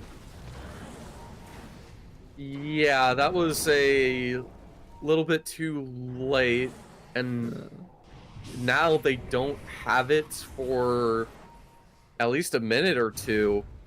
And you can see Hungary, they're happy to just back away at the knowing that they've forced these rotations. They can set up to try to provide some high ground vision of this dire triangle before they get the fight started momentarily. The Bad Riders trying to get that initial pick, but instead it'll be the Sven to start things off. The Lotus to try to create some space, but of course the Purge will still come through, and the Sven freely runs through, has the Satanic now to heal back up to full. So nothing having an issue, even with the Scotty. Oh, and you see, it's the Terrorblade that's getting kited because of this Purge. So the Ember's now going ham, and it's all thanks to Seasky. He, in fact, gets the double on the cores of the Terrorblade with this Underlord, and it's a full team wipe. And this seems absolutely helpless, thanks to the Shadow Demon allowing the Sven to be able to activate. Yeah, look at that. He's like, he actually gets slowed, then he gets slowed again. Like the double demonic purge, he's not able to move. And when you are a Terrorblade, your what you hope for is your team pulls people down and you beat the crap out of them. That's not happening. He's got no buyback for 50 seconds. I don't really see why Hungary wouldn't go for Megas. There is a glyph, but it doesn't get refreshed after this. It only gets refreshed after the first tier 3 falls. So your Sven might be able to just get at least 2 sets of rags, possibly more. Oh, they're just going for kills as well. You can just go for the but you can go for the kills just as easily. This Shadow Demon, I feel like, has single-handedly hard carried the game. This has been absolutely insane. This Ags with the shard plus all the additional cast range. I mean, he doesn't even need the Ether Lens on top of it. It's plenty enough with what he has. And as much as the Underlord's trying to use the Lotus to counteract, I mean, the spell still applies on the original caster. Yep. So the Underlord's just... So Shadow Demon's like, why do I care that I get purged? I don't care. It's about you being at 100 movement speed, unable to escape, being locked down. So the punishment's still just as effective, and the Lotus isn't enough. Maybe some Lincolns would do, but even if that was the case, it's too little, too late. 38k to join the 38ks for Hungary as they look to turn this and have the Sven completely outcarry and dominate this Terrorblade, all thanks to this Shadow Demon providing the necessary lockdown. Look at the net worth. 5 of the top 6 are all on the Hungary side. Even their supports are ahead of the enemy cores. 100%. Denmark fans are like, surely there's a bug. It's like, no, that's a 0. Very unfortunate situation to be in. We're seeing like the Ember Spirit, he's ahead of net worth of the Terrorblade. He's being, well, actually, he was ahead of a couple seconds ago. It's Terrorblade versus the world. Like, he's not getting the help he needs from his teammates. There's a double damage rune bottom as well if Hungary wants to take it. It's going to expire in 15 seconds though, so unlikely. And that's just one lane of racks. Hungary's like, let's just go top. Winning, you are top of your group. You get to advance to the playoffs. Losing, you go home. And speaking of which, one of the issues I talked about was Hungary. There was this danger of not being able to out-sustain Denmark, but not only do it as lifesteal, but I completely forgot. One of the beautiful things about this Demonic Cleanse is the fact that it is a base 600 HP heal at the end of its duration, which is ludicrous. It is a lot. I mean, it's just such a fantastic ability. The fact that you can get it for free from a shard, and you get another one from the Aeon Scepter, and looks like, Hungary, the scan comes out, they're saying this is a Roche attempt going. They want to move, they want a part of it. Look at play. He is just jumping, making sure that he's getting as much space as possible. Roshan should fall. And I believe this is 3rd Roche of the game, so it's gonna have the Agam Scepter upgrade as well. They give it to the Terrorblade, and Hungary's like, no, we still want to fight.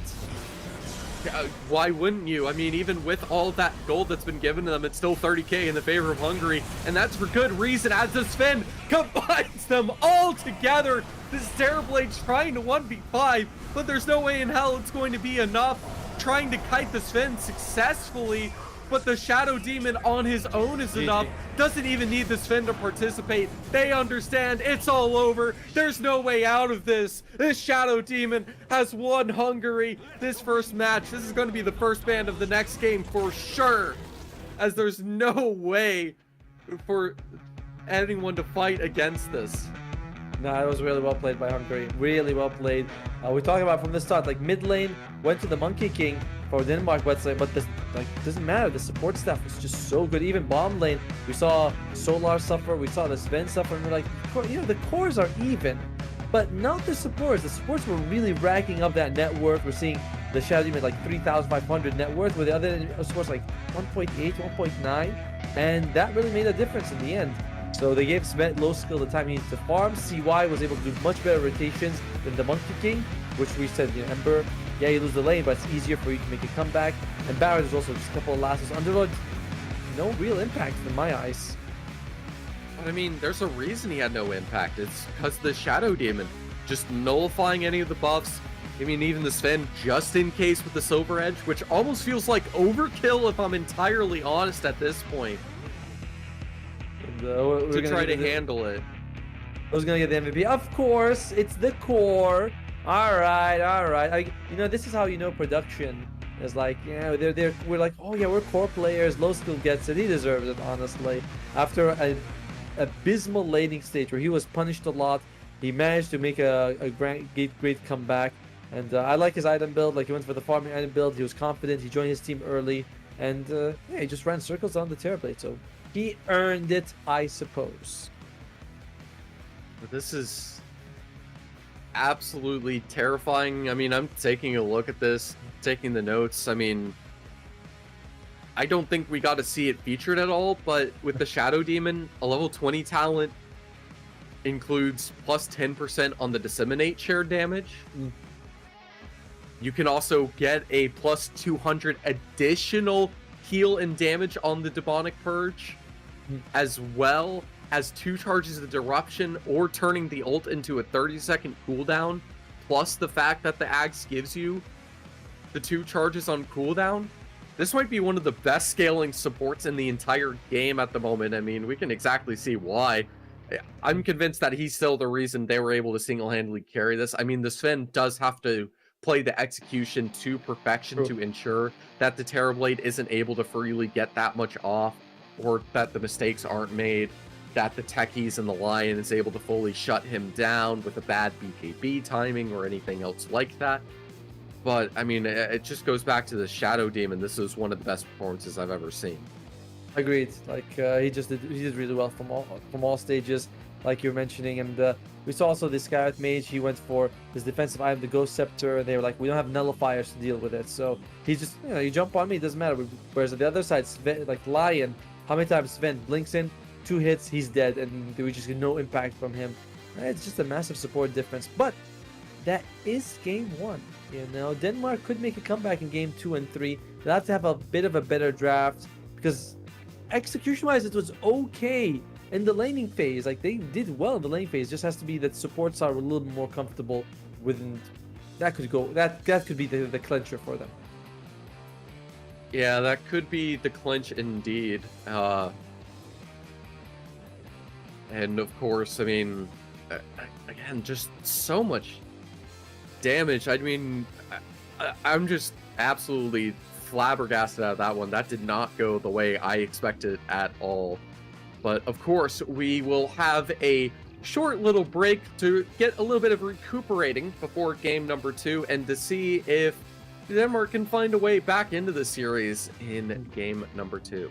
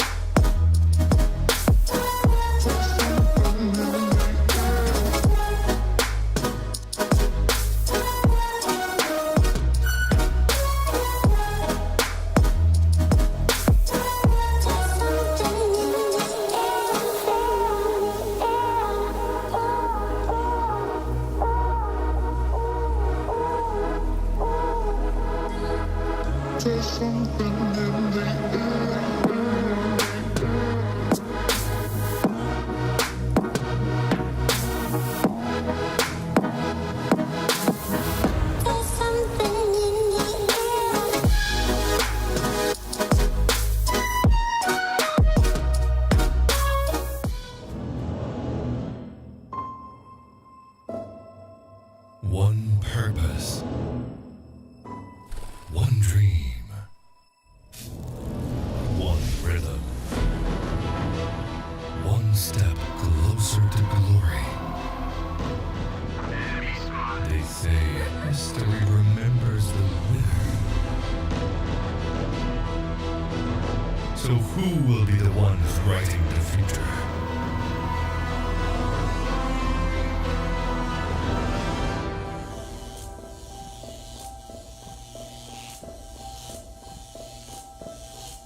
The halls of power call for their kings.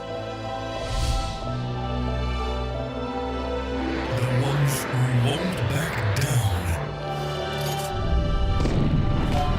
The ones who believed.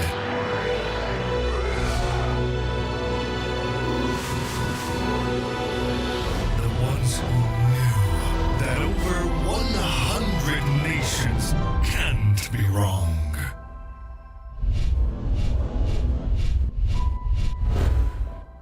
Join the fight between August 24th and September 3rd as Yash becomes the world's esports capital.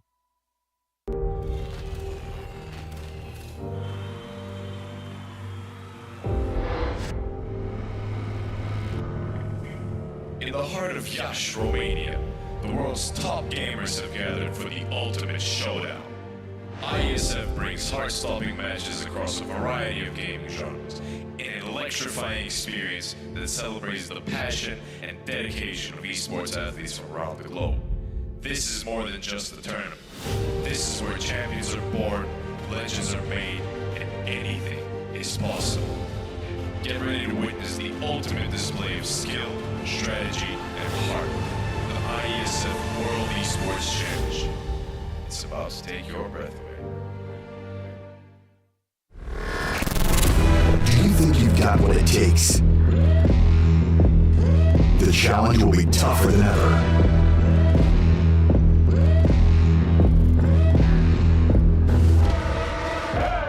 In 2023, International Esports has a new home.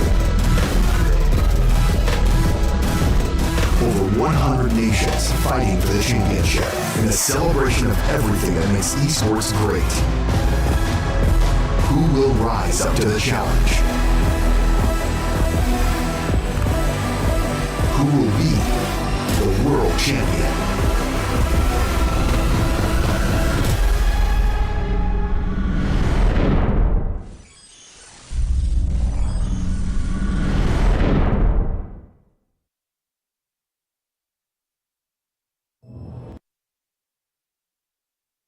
Hello, everyone, and welcome back. I have myself, Trevor, with the Tomo to cover this full series between good old Hungary and Denmark. And we had quite a surprising game one, a Sven that we thought would be nullified, but it turns out we didn't consider every single skill that Shadow Demon has and completely breaks Sven as a hero and makes him impossible to kill. Yep, we saw that with he got the demonic lens. He was using it heal. In one of the fights he used two demonic purges because he had an Aghanim scepter. Because why not? If you're Shadow Demon, on the Terrorblade, and Terrorblade was not able to get on top of people and bring them down. So it was a tough draft. We mentioned the supports on the Denmark side really weren't performing to the level that you'd hope they could, so that they can carry the game. But it's game one, done and dusted. Hopefully, once we go to game two, Denmark has a draft that suits them a little bit more. Yeah, certainly. And I imagine if they take any hindsight on that replay, I don't think it's the Sven that's going to be banned. I think it's got to be that Shadow Demon. I've seen him a little bit in this tournament. I don't recall how much he's been used in anything else like Dream League. I don't think he's really been touched at all. No, he's a relatively unpopular hero at the moment. Just everyone kind of he gets picked up like once every 20 games in whatever tournament, you know, like across the board. He's just very, no one really wants him. But we are gonna go straight into the draft here, into the ban phase at least. Sorry, ban phase. Nothing yet being removed. We'll see what Denmark, if they agree with you. They're like, they don't have the first ban, but Timbersaw for Hungary. They did get rid of the Timbersaw and another strong laner in game 1, just to make sure that Denmark isn't able to get that, like, the offlane by himself and he can do whatever he wants. Oh, Undying. Okay. Oh yeah, it was the Timbersaw. It was the Undying from Hungary. Yeah, that's a interesting thing to see. Hungary deciding to ban the Timbersaw and the Spirit Breaker again, repeating a bit of the same. The Undying ban. But it seems like Denmark's a little bit unsure of what to go for that second ban going into this first phase. Yeah, they're like, we're gonna steal your ban. What are you gonna do about it? And I was like, well, now what, guys? So we took away theirs. Let's see. There's Techies, who's always a good ban. Broodmother, although she was in the pool and nobody picked her, which is she's like such a high priority target that if no one picks her in the first, you're like, I don't think anyone's really gonna be picking her. And who do they want to go for? They are starting to spend some of their reserve time very early into the draft, and they do get rid of the Techies. So, as we mentioned, that's still the premium support, despite the fact that Denmark didn't have any success with it. And the score is 1-0 in favor of Hungary, by the way. Yeah, with that 1-0 favor towards Hungary, this is looking there like you go. 10 seconds There you remaining. go. Always Observe forget that cute little token. Production was like, 5 oh shit, seconds and then they remaining. just put it there. I mean, sorry, we're not allowed to say that. They're like, oh dear, and then they put the dot right there. Oh dearie me, oh my. Oh, whoopsie doozy. Oh, I forgot. Alright, so let's see. What do you want to start with for Hungary? You have a couple of choices here. We mentioned the Broodmother is a good pick. Doom is in the pool if you want to. He's been nerfed a few times, but he's still a very viable hero. Dire team pick. In Hungary, and they go for the Enchantress. Okay, this hero has become more popular as a 4 recently. You max out the impetus, you get a Dragon Lance, and you do an insane amount of damage very early on. So I like the evolution of the hero. She's still a strong laner because, you know, people are like, oh, a couple points in Enchanted and 10 seconds remaining. forget it. We'll go for something else. It almost feels like a 5 seconds cheesier remaining. version of the Clinks in a sense, where then having the physical damage and the gank where you're using all this minus armor, you're instead doing it through the magical route, using that Dragon Lance, the Force Staff, getting those extended attacks. And speaking of excellent magical damage from the 4 roll, good old Marana. Yeah, pretty good against the Enchantress because you can always arrow whatever she steals. Beastmaster, Enchantress seconds is sort of remaining. Beastmaster counter. You take the boar, but a lot of Beastmasters nowadays just max out the 5 axes. seconds You know, they will remaining. have points in the board, but it's not like before. And if you take it, you know, Miran will just arrow it. And so it's not really, you get experience and gold for nothing. You know, you just get just for free. So I don't know how I feel about this opening from Denmark, but it's solid. You will need someone to set up the arrow, though. Yeah, that will be the one concern, but we have seen Marana has one of those really powerful stuns that doesn't really feel like it got nerfed when the initial major patch dropped. Radiant team ban. And the fact that Timber teams have Spear. figured out how to keep that stun super reliable, especially with the Beastmaster to combo it. I mean, I'm sure she's going to have her Atos and everything too. Sure. You can have almost full like 10 seconds of lockdown, so something like this Ember is nowhere near as safe as he was in the first game. So that's one concern going into this. Honestly, I think it's almost a little bit of the other way around. One of the combos we've seen is the Ember Spirit Mirana, because you can do the Sleight of Fist Searing Chains from a 10 distance, seconds remaining. and then we see the arrow come out. So you have no risk poke, where you can just like, oh, it 5 didn't work out, seconds let's try it remaining. again. So I think Hungary took the Ember Spirit to ensure that Denmark doesn't get it, and they banned out 2 of the very important counters, the Monkey King and the Huskar. And there you can still go for things like, you know, TA, Viper. There's still counters to it, but these heroes aren't quite in the meta themselves. Radiant Yeah, team and they don't ban. punish Ember in the same way. Like, clearly Hungary weren't that prepared for the Ember Monkey matchup and not comfortable with it in that mid experience. I mean, I've seen Embers comfortably win that matchup, but you have to be very aware of the Jingu mastery and play a very different style of Ember, especially early. So it can be easier to just ban it off the table, especially when you won that game the fashion you did.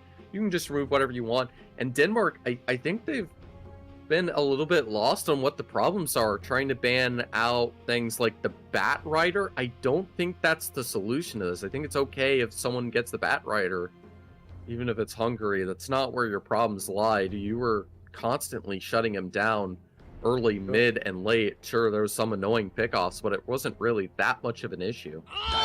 Yeah, and you could have considered taking the Bat Rider yourself and put it mid against the Ember Spirit, and you'd have been fine for the first 5 levels. Like, it is like Bat Rider will be okay with that matchup most of the time. But yeah, I do agree. Denmark, I mean, they did suffer a crushing defeat, and it wasn't one of those things where like, oh, they have a chance. Like, good laning phase and got destroyed. So that might take its toll. Last ban out of Denmark, they're banning their own heroes. The Terrorblade, the Techies, they get rid of like... Team pick. That's right, they go for the Pudge. Why? Okay. I like it. I like it because it is, it's... The flexibility cool. and the lockdown is nice, and it's always fun to have. But this is way too early to go for a pick like this. I mean, look at the heroes banned on both teams. And think about every single hero that can hard shut down and deny this Pudge in many ways. Like, the AA is a classic example, especially with the Axe Shard that he got, which is insane. Skywrath's a fantastic example of that as well. With the Silence, the Root, he wants to build an Atos like the Mirana does. There's so many great ways to answer this Pudge, and you have the rest of the draft to do it with none of the counters shut out. 10 seconds remaining. Yeah, but I agree. I feel like, I mean, it's not like Pudge is one of those things where, you know, they're like, guys, make sure we pick it, otherwise it's going to get banned or picked against us. It's one of those things you can just last pick, and you are showing it very early. Maybe it's like a support position 4 Pudge, position 5 Mirana, and they're sort of freaking out Hungary, trying to get them to go for these good counters when it's just a support Pudge, and you're like, I like being countered, I don't care. So it could be that. We'll find out. I imagine Denmark's next pick is going to be a mid laner, so they can flex the Pudge into the carry support role. You know, they're not gonna pick another support and we're like, oh, it's, you know, core Pudge, obvious.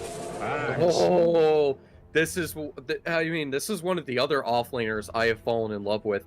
I've had, like, I mean, this is low tier, so I mean, maybe it's a bit different.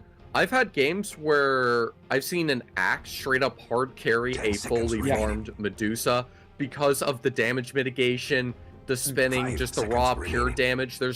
And the fact that you can stack and snowball it with things like the Shard. The amount of damage an Axe can do is genuinely terrifying, including late game scaling. And funnily enough, there's the Medusa. This is by no means a free pick. Now, there is the chance to get the AM banned at least to help on out. But even then, still, even without a diffusal, I think Axe might be just enough to deal with her. I don't know if Hungary's aware of this ability of how much damage you can really pump out through a Skywrath and Axe, but it is an amazing combo to get it done. And they can go for whatever hard carry they want to finish this off. Yeah, there is good options. You talked about the anti-mage, but there's also a PL. There is also a Slark. These guys could go for Diffusal Blade, and they can just... So it's like, it's very hard for Denmark. One of these is going to come up against you. You know, one of the mana burners is coming. And you just have to decide which one. I mean, you're going to get rid of the anti-mage for sure. Then it's like Slark, PL. Remaining. Which one is it going to be? Oh, yeah, you notice we're listing 3 different heroes that can completely screw over this Medusa. They only have 2 bans left. And then the math checks out. They got a real problem on their hands. And I think you ban out the PL. I think you might just accept the Slark a little bit more than the PL. Yeah. I think that would be the one that you want to go for. There is also, I was gonna say Terrorblade, but Terrorblade is banned. Yeah, you ban out the PL, let the Slark go through, and just, you know, say, why did we let this happen, God? Why? Also, with the Pudge and the Mirana, with a little bit of Medusa right click, you should have enough to be able to clear the illusions, allow that Beastmaster to get the roar off, and really lock him down, maybe combo it with the Dismemberment after the Rot.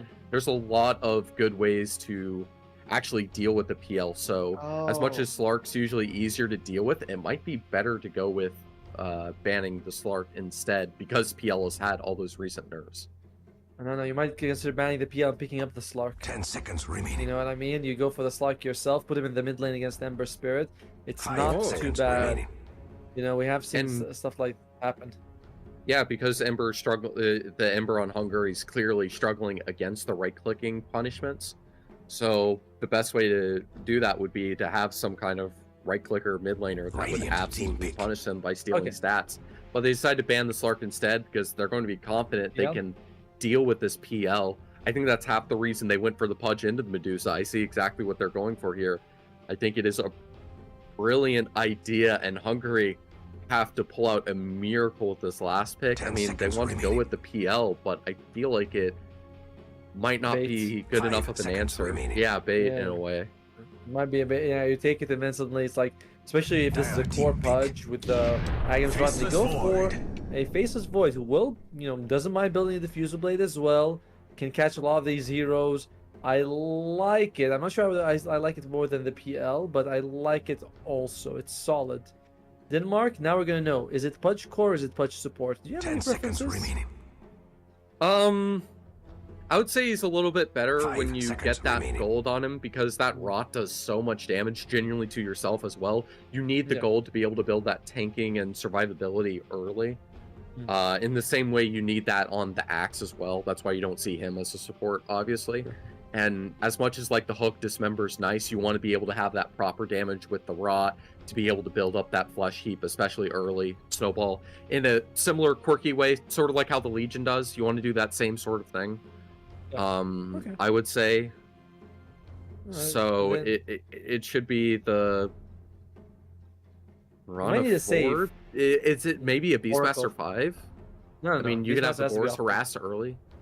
Beastmaster has to be off. Oh wait, lane. yeah, because you can have the Pudge mid anyways. You don't have Pudge to do mid, anything yeah. weird with the Beastmaster. Right, right. I feel like you can go And- Oracle. Oracle would be a great thing. There's a You wow, would. there's support. It's a support Pudge 4-5. Actually, we've seen more of it's gonna be Masters on the Mirana, so it's gonna be 5 Mirana, 4 on the Pudge. And it's going to be a bit of a Wow. interesting draft from Denmark. You got this 2 ranged cores being behind, very, I don't say fragile for the Medusa, but you know you can easily get both of them with a Chronosphere. You look at the value of an item like Heaven's Halberd, which Axe likes to build anyway, and it's really good. It's like really good against both these heroes. Only sort of Beastmasters in the front line. I don't know. I'm not feeling it. Then with the I'm Denmark. liking, and like it, on paper, it looks like it's a better draft for Denmark, but with just the experience and my perception on everything, I think this looks far better for Hungary. Like you have the Skywrath Axe that can especially dominate the lanes early. We've seen players figure out how to adjust this Faceless Void to have some of that nice early impact. The fact that you'll have the Ember to play around with it as well. This Void can totally outcarry and fight a Medusa 1v1 with no issue. I'm with you. I'm with you. Even Hungary. without a diffusal, wildly enough, honestly. I mean, the diffusal helps, right? You might as well get it if you Oh, can. for But sure. yeah, I completely agree. I think Hungary's also got. They've also, besides the massive magic damage, we talked about the Heaven's Halberd. You have Enchantress. They're going to be doing a decent amount of damage with Impetus. So, and great poke with the Ember Spirit. Denmark, it's a lot of it's going to come down to play on the Pudge. Game 1, I think he was on Tickies. I was not impressed, but maybe his Pudge is a little bit more comfortable. It's certainly the pick that you tell your team, guys, give it to me. I will make plays. So it's on you, play. It's on you to do something crazy. Yeah, but I mean, we saw how clean low skill was with the Sven. Having that proper support to be able to help out I gotta say though, there's one from nice thing. Sky. One nice thing about the Pudge is that if people do get chronoed, you can hook them out of it. It's long been considered a decent counter because of that. Yeah, that is the one benefit, but I guaranteed that the Pudge gets hard countered because of the Skywrath, so no dismembering. That's the real issue. And the fact that, of course, we're going to eventually have Skywrath Ags plus Chronosphere. Yeah, Just in case the Void's Oh. damage wasn't enough as it is. Oh, he missed it. Bad time to miss the hook, but he's gonna have another 10 seconds. little bit unfortunate, but it's not too bad. You do not want to hook the Faceless Void. He does not mind starting off with Time Walk level 1. You want to hook anyone else. That would be ideal. Certainly. I mean, he'll have the time to be able to go for another hook if he so wishes. It's available now if he chooses. Come on, play. Come on, but Has look, still used a skill point yet? I have to wonder. Because he could... There you go. Okay, he already has it on the time walk, so he can't escape if he did end up getting hooked. Oi, 4 bounty runes for Denmark. Excellent start for them. They took 3. And now you're going to see the Medusa's going to take it 1. So well played. Medusa, okay, played gets it. It's fine. Doesn't matter. They all share it. So huge start for Denmark's side. That's an 8,000 gold advantage for you. Oh, okay. Yeah, builds a lot of cash. That's force an observer to be used to force her to leap back out. And But it's an another interesting way to start the lane. It's going to be another tough lane for the Ember, by the way. Going up against CY, you're going to be taking those shadow raises to the face.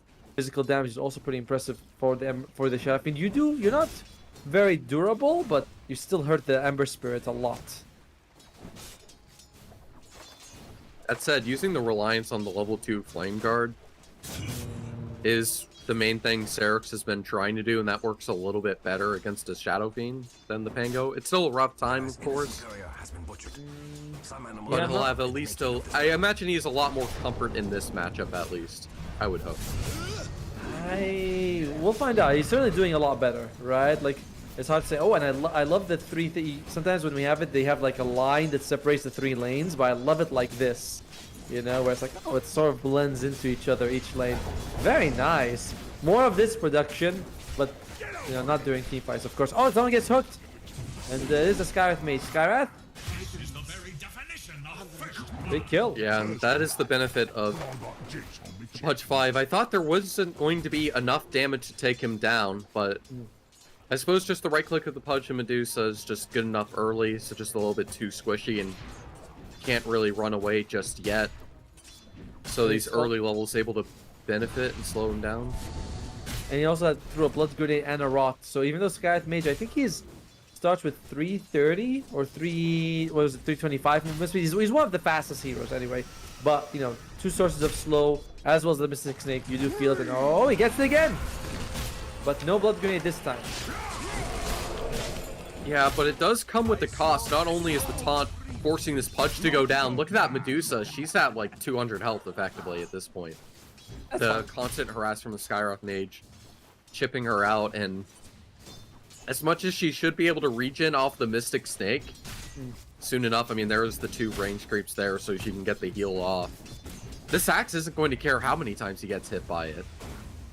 Yeah, it's I agree with you. Like, you don't really want to send the Skyrath Mage to base so many times, because when he comes back full mana, use all his spells. However, these are Flesh Heap stacks for the Pudge. I think he got both kills, so that really helps him out quite a bit. And the big victim so far has been the Beastmaster, who's the only one of the course who hasn't hit double digits in terms of CS just yet. Yeah, and speaking of which, in all of these lanes, I feel like even though Denmark's getting some nice success early, I mean, of course, the Shadow Fiend should have a nice time against the Ember, especially as those levels start piling on in. The Void doesn't really care about a Mirana Beastmaster combo. Exactly. Right? And as much as the Skyrath's getting picked off, and Axe doesn't care at all about the Medusa's Mystic Snake as much as some offlaners do. Nice hook, but non-tower. So he can just freely back away. The Blood Grenade making that difference, though. It's so strong early, and that physical armor isn't going to do anything against all that magical damage.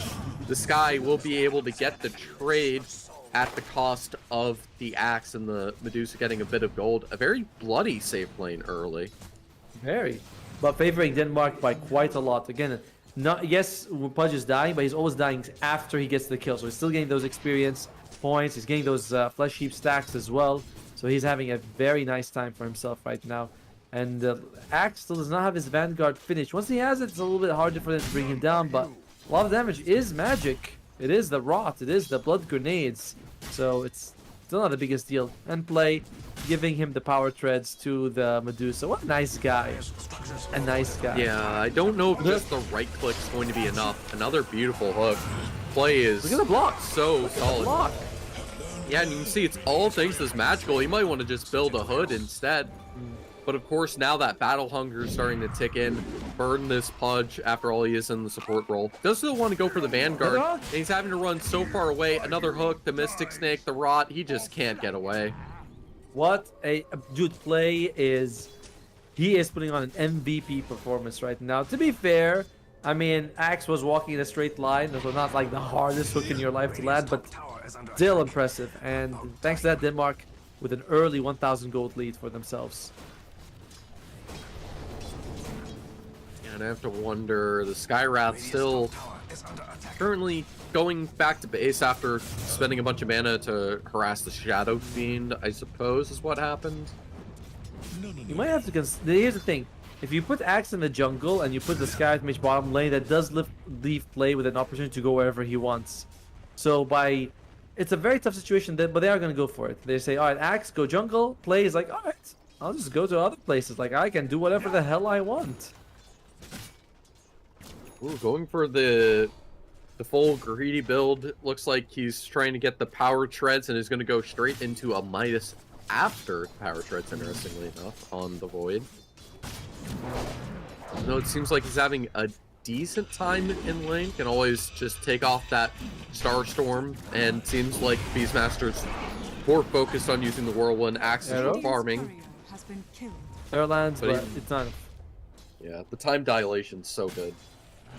And let's look at the net worth, though. The Medusa, way miles ahead of everyone else in terms of net worth. Like, absolute miles.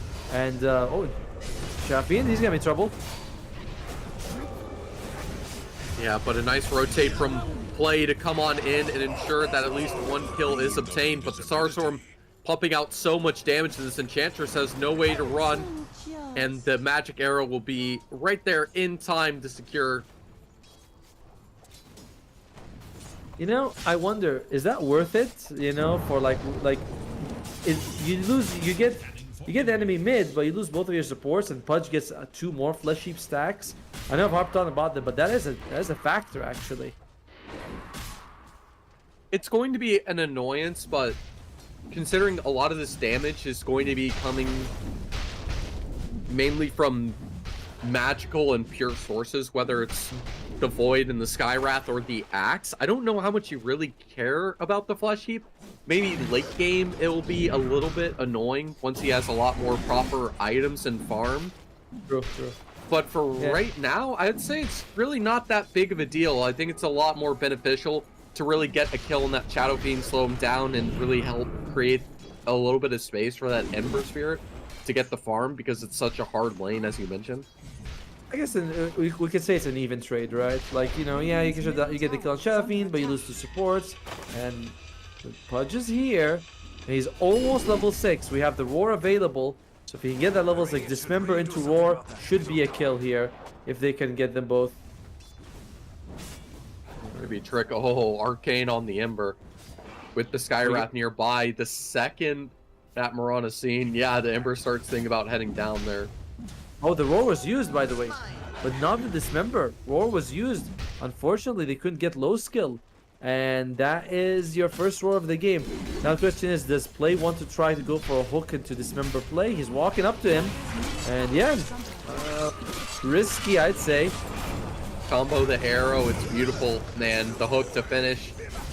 Speaking of pure damage, that good old hook coming on in to be able to get the finish, and the rotations mid coming in just in time. The Skywrath dives the tier 2 to try to finish off the Shadow Demon, but Shadow Fiend rather. Oh my goodness.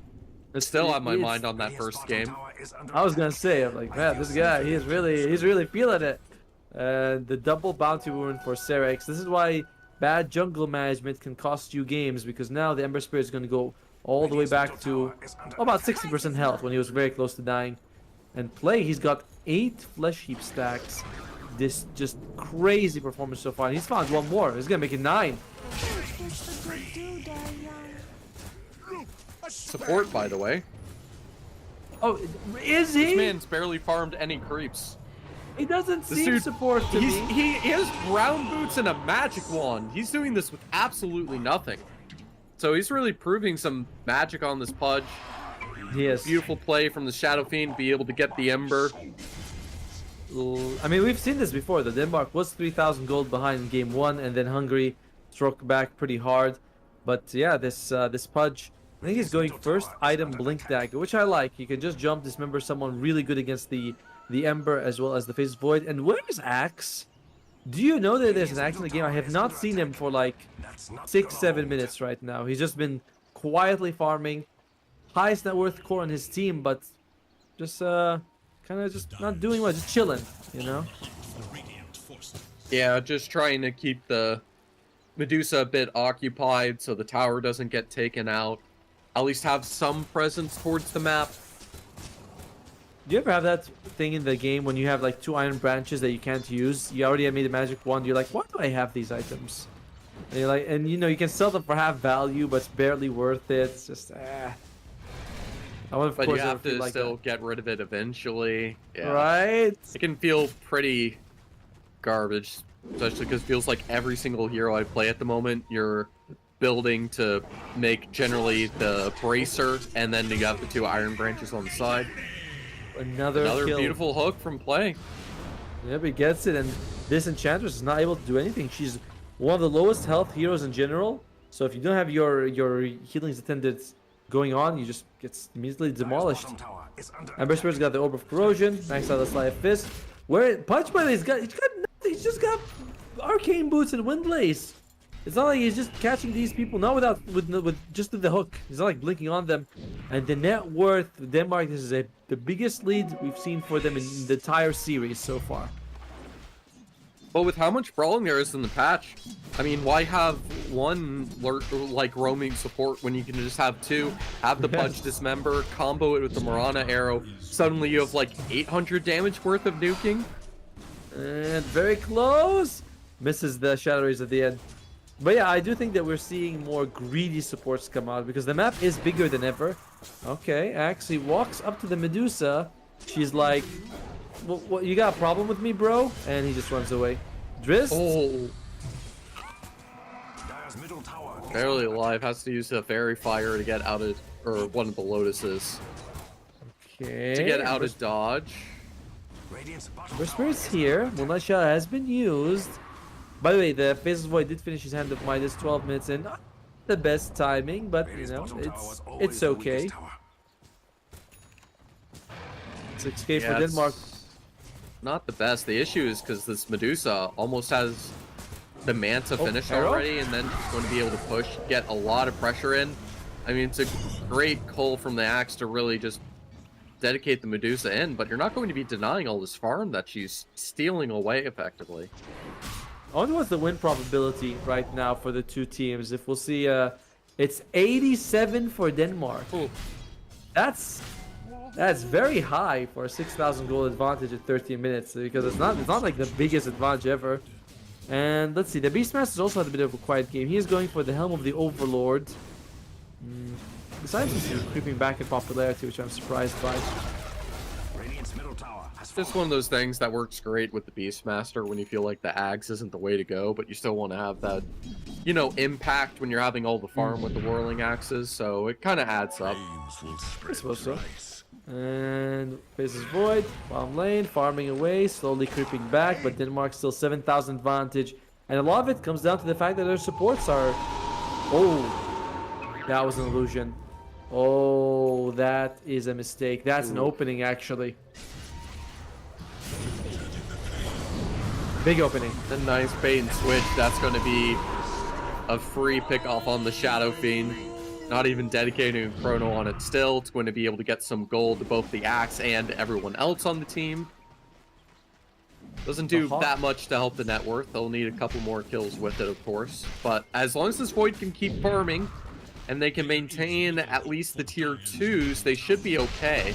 And that's the main reason I was surprised about the win percentage. Like, Denmark's great at getting these picks and causing issues, but it's going to be difficult for them to get towers.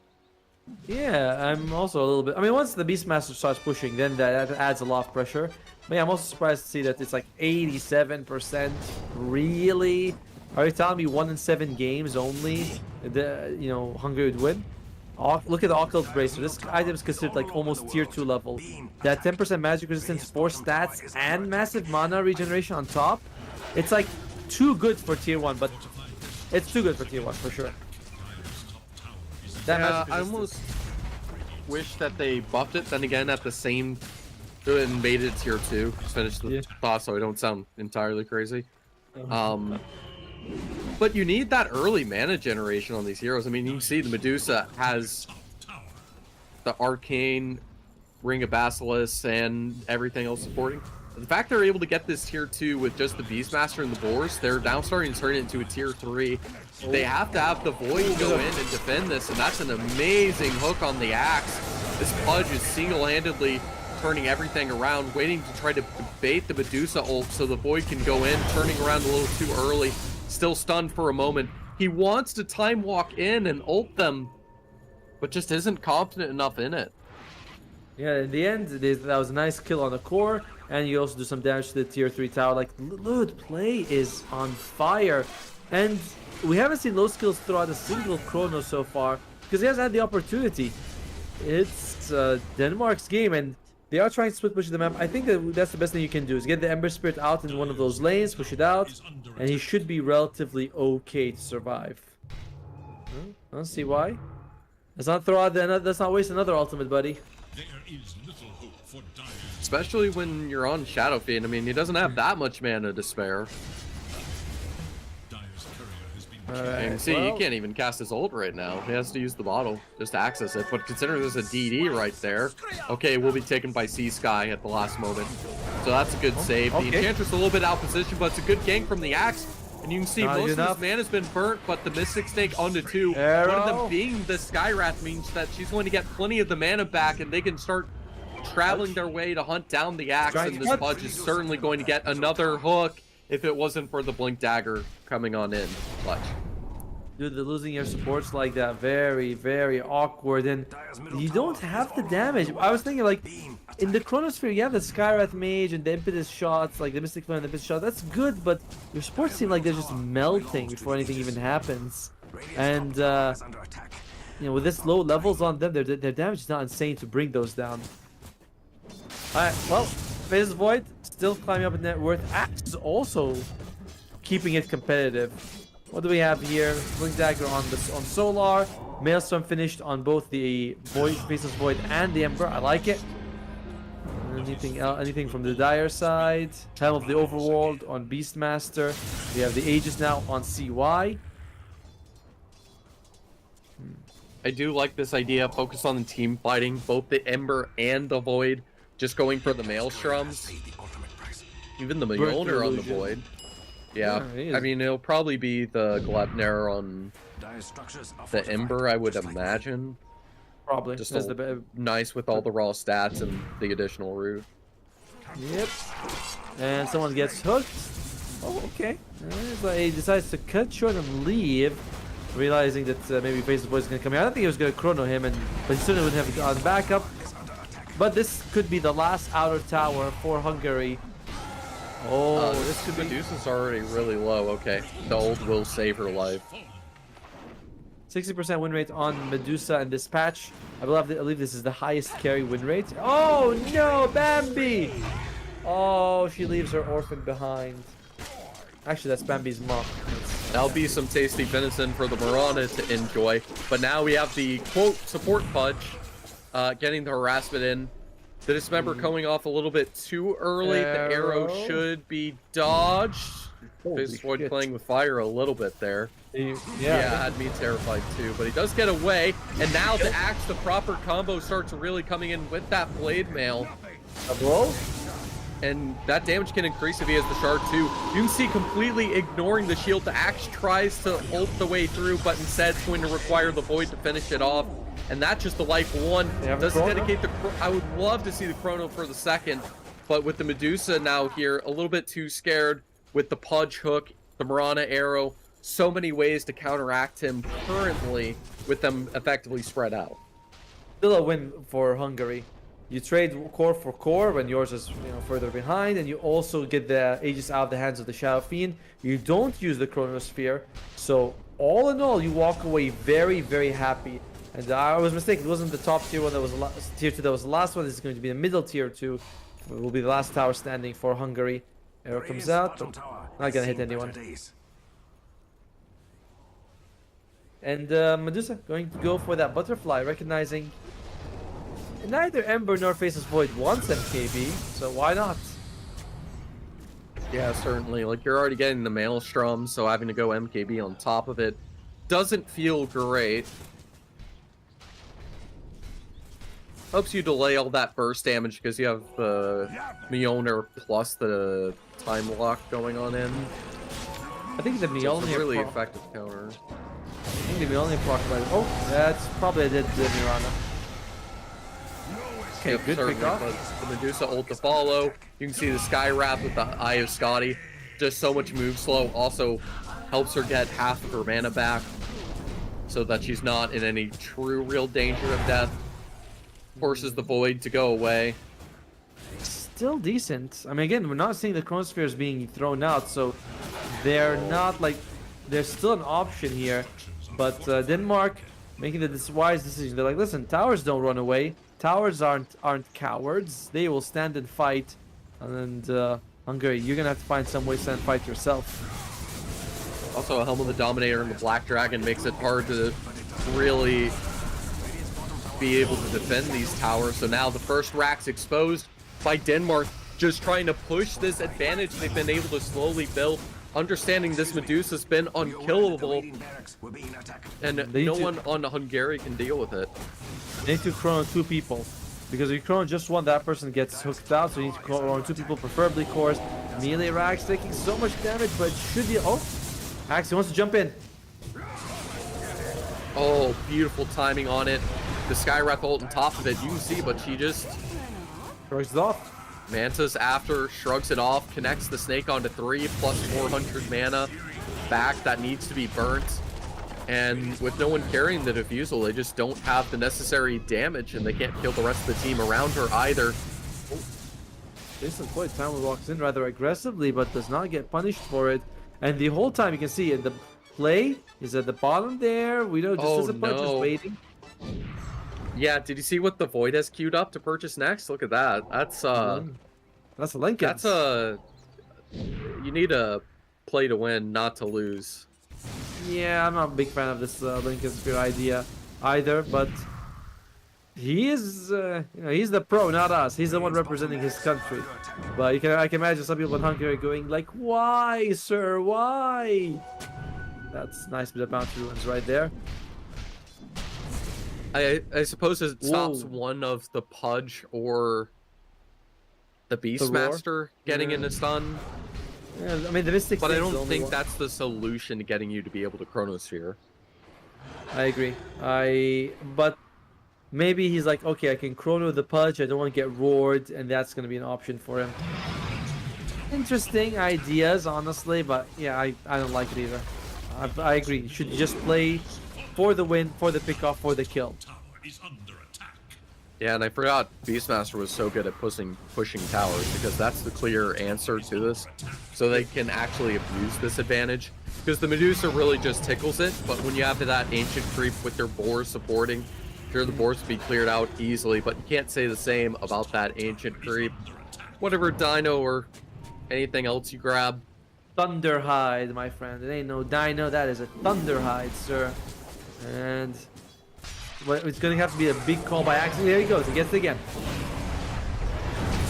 And it's just not enough damage, especially when the Mystic Snake's always able to follow, help out, get that regen. And the fact that this Void is so scared to death of dedicating a Chronosphere. Oh, beautiful dodge, but the roar eventually comes out. And the right click from the Medusa will be enough. Her mana's rather low. She does need to back away. But the BKB follow-up from the Shadow Fiend will force the fear. And the Void's back to farming. So again, we have not seen a Chrono in 24 minutes of this game. He really is like, he's like, I only throw a 5-man Chrono. You know, it's like 5-man Chronos are bust. Well, I mean, I that's a good suppose joke. it's great to have the anxiety of just any second. Maybe the chrono could come in. And maybe it's helping create this passive runaway setup once the Medusa's True. burnt down enough. But But you even know- then, still, I don't think that's enough. This axe really needs to be a game changer for them because that Rax is gone.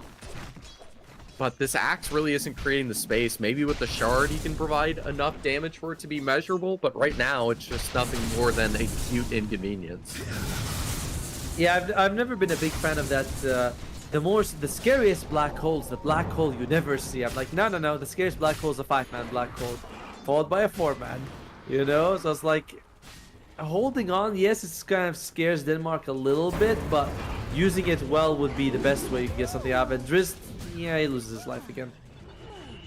I mean, maybe if he holds it long enough, they'll forget Oh. that Chronosphere exists.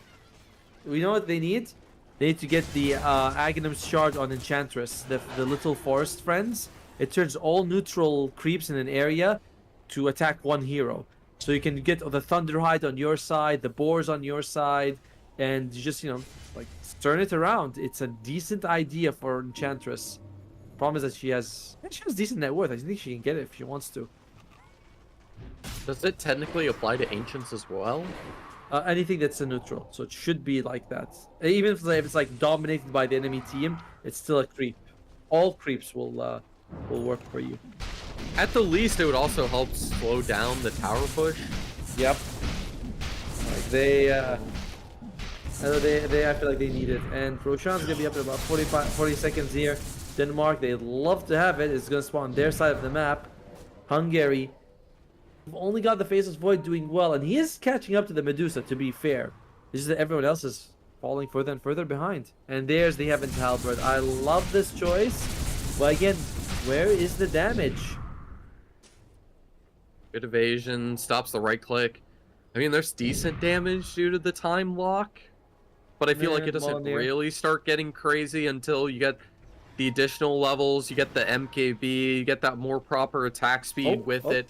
You stack it on top of the This would be a nice shard kill. with the Axe Void.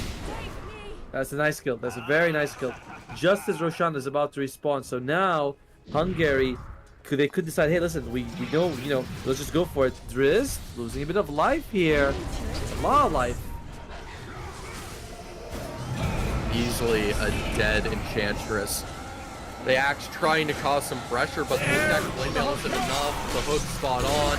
He's going to be dismembered to his doom. If it wasn't thanks to the Void finally using Chronosphere, locking down the Beastmaster, able to get the roar off before his death. It's the exact reason why the Void wants to go for this Lincoln's.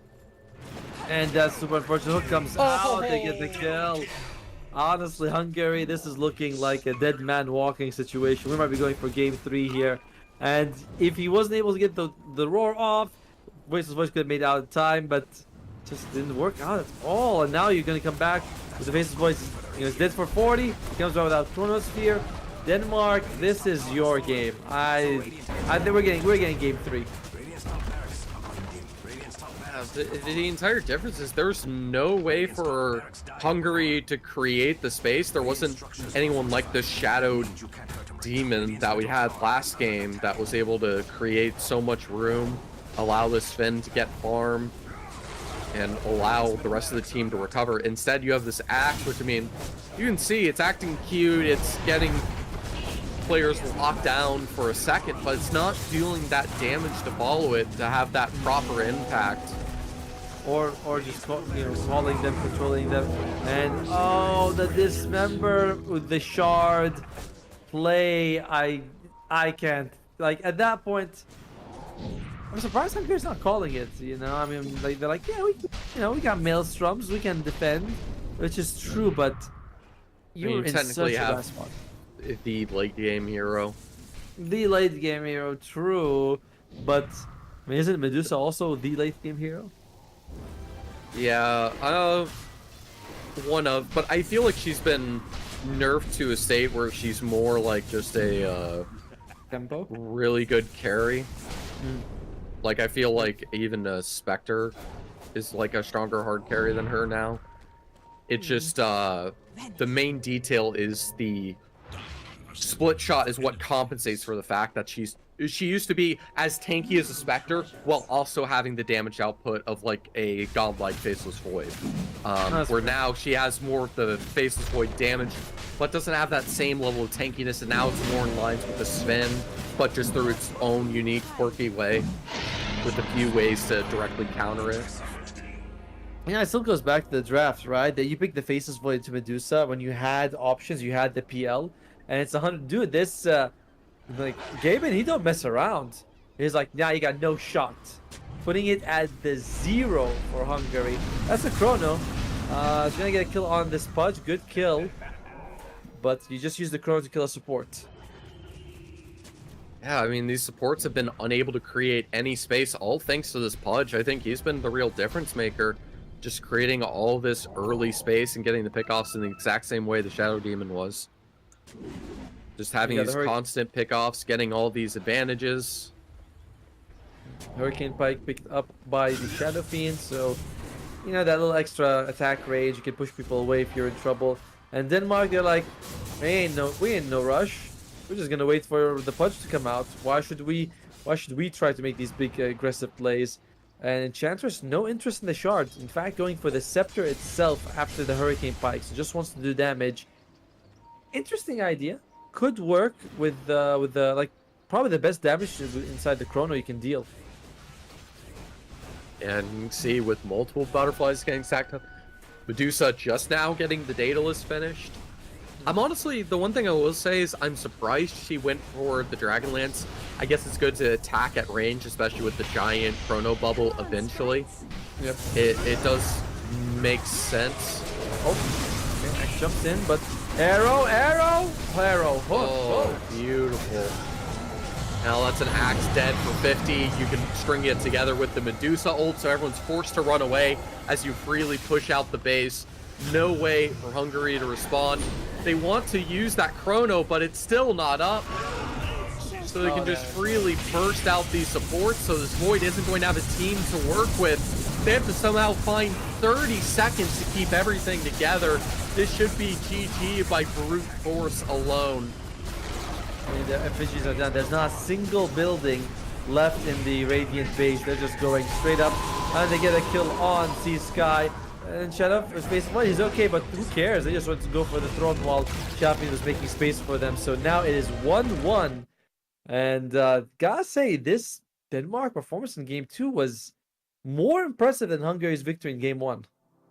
Yeah, I mean, this Medusa had so much space. I feel like she had the max split shot early on because her jungling was absolutely ludicrous, even though she had just the Yasha and Dragonlance to help her with the farming early. The fact that she was able to build like a 3-4k lead against a Void is already absurd. But when you add in the fact that this Pudge was able to freely roam around the entire map, consistently land every single hook without any issue, picking off supports and even the Axe at some points, eventually just like, screw it, we'll just pick off the Void as well. It's no issue. We just string all these stuns together. Clear understanding of how to use some coordination and combine the strat together. It's sort of the thing where both these teams have had great ideas in both of these games. In the first game, Hungary had a better idea of how to answer the draft and find the solution. It was a better idea for them clearly in game number 2 for the Danish squad with some creative plays, and it's going to bring us to a third. Yeah, and I wanted, like, we talked about Shadow, but that's a great hero to have against the Medusa. You know, you make those illusions, and they hit hard. They hit harder than the original one. Combined, would have been a decent save against the Pudge, but in general, that was an MVP performance by the Pudge. But I imagine that production's going to pick Medusa because they do that, because they're like, how hard is it to launch 15 hooks? She didn't make a single mistake, and I mean, thanks to the Pudge creating that space, every single team fight, every single opportunity to pick someone off. We're gonna have the MVP coming out in just a second, and we're gonna see who they picked up. Yeah, we talked a lot about the Pudge and the Medusa, but mid lane also went pretty well for them. The Shadow Fiend against the Ember matchup, which we said would probably go pretty well for the Shadow Fiend. And yeah, we got a couple of these highlights here. Look at that. Did you see that? The Dismember. Make sure that she gets out of there safely. Very nicely done in that situation. And That was insane. yeah, and bottom lane, what was it again? The Beastmaster just farmed, and oh yeah, of course, we know 7-0-10. Kudos to MOH for Denmark, and this is a 3-game series. I like it. I like it. Yeah, I mean, it's fair game because the Pudge can create all the space in the world, but you need to have a good hard carry that's going to have that impact to create the space. And I know that the Axe can be the one to find that answer, but he had no support to help him. The Pudge just shut off the Skyrat so hard that he tried to go to other lanes instead of focusing the Medusa. So she was able to have the free lane, benefit off of the gold, and understood exactly how to capitalize off of that advantage and abuse it. And I feel like we need to find an answer to that game number 3. I am still shocked that Medusa went through at all, honestly. She isn't completely broken like she used to be, but you can't let her have these free farm games like you normally have. And with it felt like a lot of the players on Team Hungary this game were just sort of going through the motion, just like, sure, we'll just go for the Midas, we'll try to play it late, even though they're losing early. Yeah, and as you mentioned, that was game 2, though. We'll see what they bring in for the last play. The winner of this represents their group and makes it to the playoffs and has a chance to go, to represent the whole region. So losing here gonna be a little bit difficult. There's no tiebreakers either, so it's just win next game, you advance, lose, you go home. So we're gonna take a little bit of a break. We're gonna give the teams a chance to, think about the draft, think about what they're gonna go with. Me and Trevor are gonna drink some water, and we'll be back with you guys about 10-15 minutes. We'll see you then.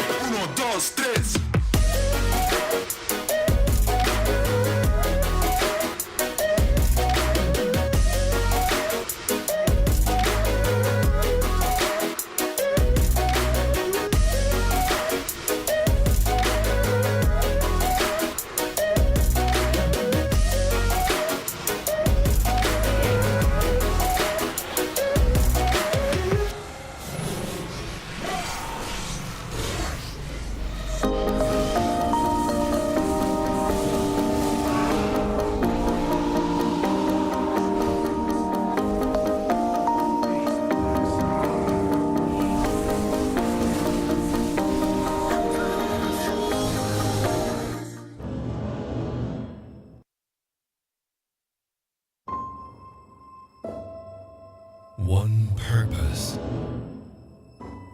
one dream, one rhythm, one step closer to glory. They say history remembers the winner. So who will be the ones writing the future?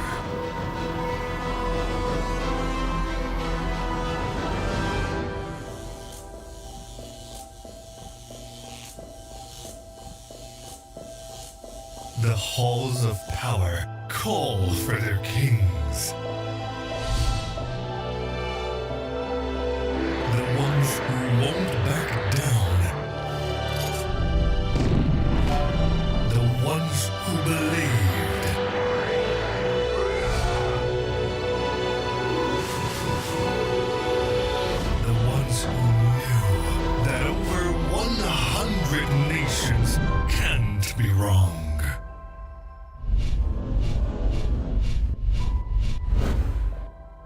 Join the fight between August 24th and September 3rd as Yash becomes the world's esports capital.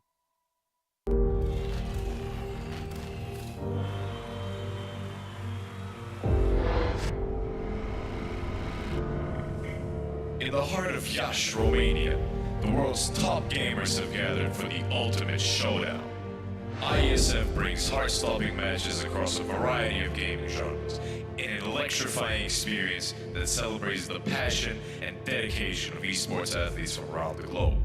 This is more than just a tournament. This is where champions are born, legends are made, and anything is possible. Get ready to witness the ultimate display of skill, strategy, and heart. The IESF World Esports Championship. It's about to take your breath away. Do you think you've got what it takes? The challenge will be tougher than ever.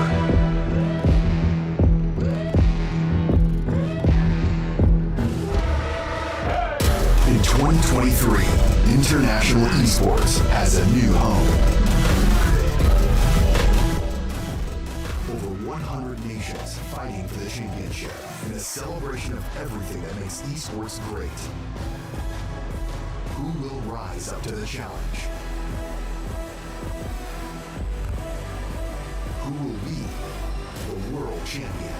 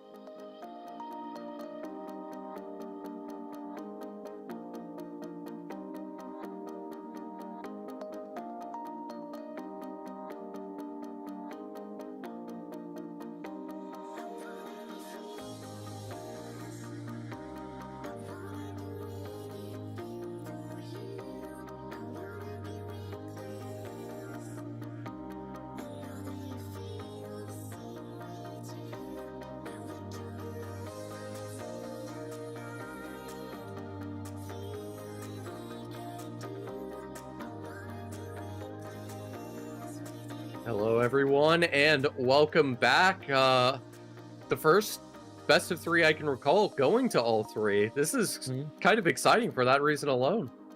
Yeah, it is. I mean, Hungary game one, decent comeback. They managed to do some great plays with the Shadow Demon, and later on, they would just crush the Terrorblade with this event. Game two, it was just a really good drastic advantage for Denmark, particularly this Pudge. Like, okay, I'm not gonna say draft advantage. He played out of his mind, got insane amounts of hooks throughout the stage, like crushed top lane with the Medusa, made sure the Axe had no game, and now we're going all the way to game three. So it's been the game of supports, and I'll be excited to see if that happens in game three as well. Beastmaster comes out from Hungary, feeling like Denmark's Beastmaster had a big game about it.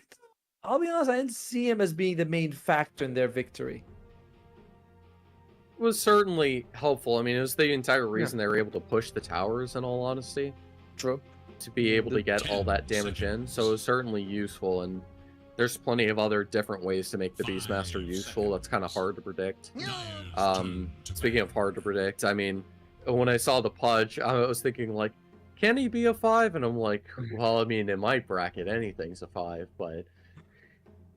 And anything's certainly as not well, at this right? level. Yeah, exactly. I love it where it's like, the 5 is like picks Phantom Assassin. He's like, guys, don't worry, bro. Don't worry, okay? I'll buy the wards. I see him, you're queuing up the Deso. He's like, just after the Deso, I'll get the wards. I swear, after the Deso. And then he gets that BKB. Look, he's like, I'm dying. I need the BKB. He's like, oh, dude, just say you don't want to play support. Like, yeah, just say you don't want it.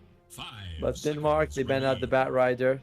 Who is going to be the first pick here? Techie is in the pool. The classic low MMR, I swear I'm playing support pick is the Nature's Prophet, where they fought like 4 wards maybe total, but you can see they have like a Bloodthorn on them. Hungary starts off with their best pick. I know, I love that. Or, no. Boots, Hand of Midas, Bloodthorn. Alright, you forgot the Hand of Midas. He's always going to get that one.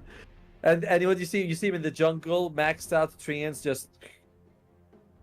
And you're like, Yep. could you do anything? Could you get the enemy wisdom rune? He's like, no, sorry, bro, cannot. Sorry, you're solo offlaning. Good luck, buddy. Speaking of good offlaners, Spirit Breaker. Could be offlane, could be position 4. Not the True. best against the Shadow Demon. You are able to purge off the bulldoze, and you are also able to save the target who's being charged upon, and as well just disrupt the Spirit Breaker himself. So I mean, that's a little bit more effective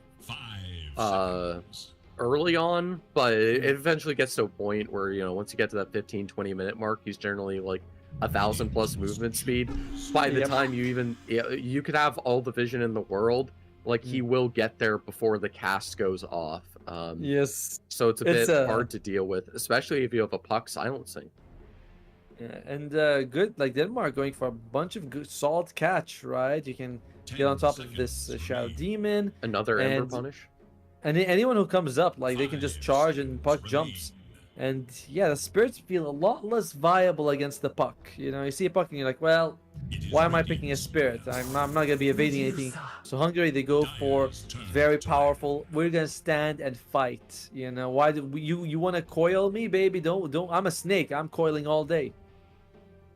And talk about a great synergy combo. I mean, the heal won't be that beneficial, but someone that can purge, keep people in place for the Medusa to be able to easily kite, create the space. It works the exact same way as the Sven does, especially because you go into the second phase, you can ban the Slark, you can ban the AM, and you can force Denmark to go, well, how are we supposed to deal with this? I mean, you can also ban the PL as another counter. It leaves the Wind Ranger. We have seen Wind Ranger just get Diffusal, Focus Fire. I mean, it works against Medusa, but I know I can see the expression. He's like, it's more of a desperation play at that point. Yes. And you already have a puck selected, so, and you would really have to have the Wind Ranger mid, I feel like, to be able to work with the Focus Fire and the Diffusal. No, otherwise it's just too slow. It's like it should be not the carry, it should be someone else. But they do leave the PL in the pool for the Hungary side. They're like, you know what, if you want the PL, we don't give a damn about it. And to be fair though, with the Medusa and a Manta and 2 more illusions from the Shadow Demon, it does feel like, you know, there's going to be so much arrows coming out that, you know, PL's illusions, they're just going to last more than 2 seconds. Okay, so Denmark decided to ban the Enchantress, which they manhandled. That they can easily still bring out the Pudge. And they banned the Ember, even though they already bought out the puck. Are they planning to flex it potentially offlane? That's the only reason I can see why. You have no reason to ban the Ember that they keep on picking. Okay, maybe they are.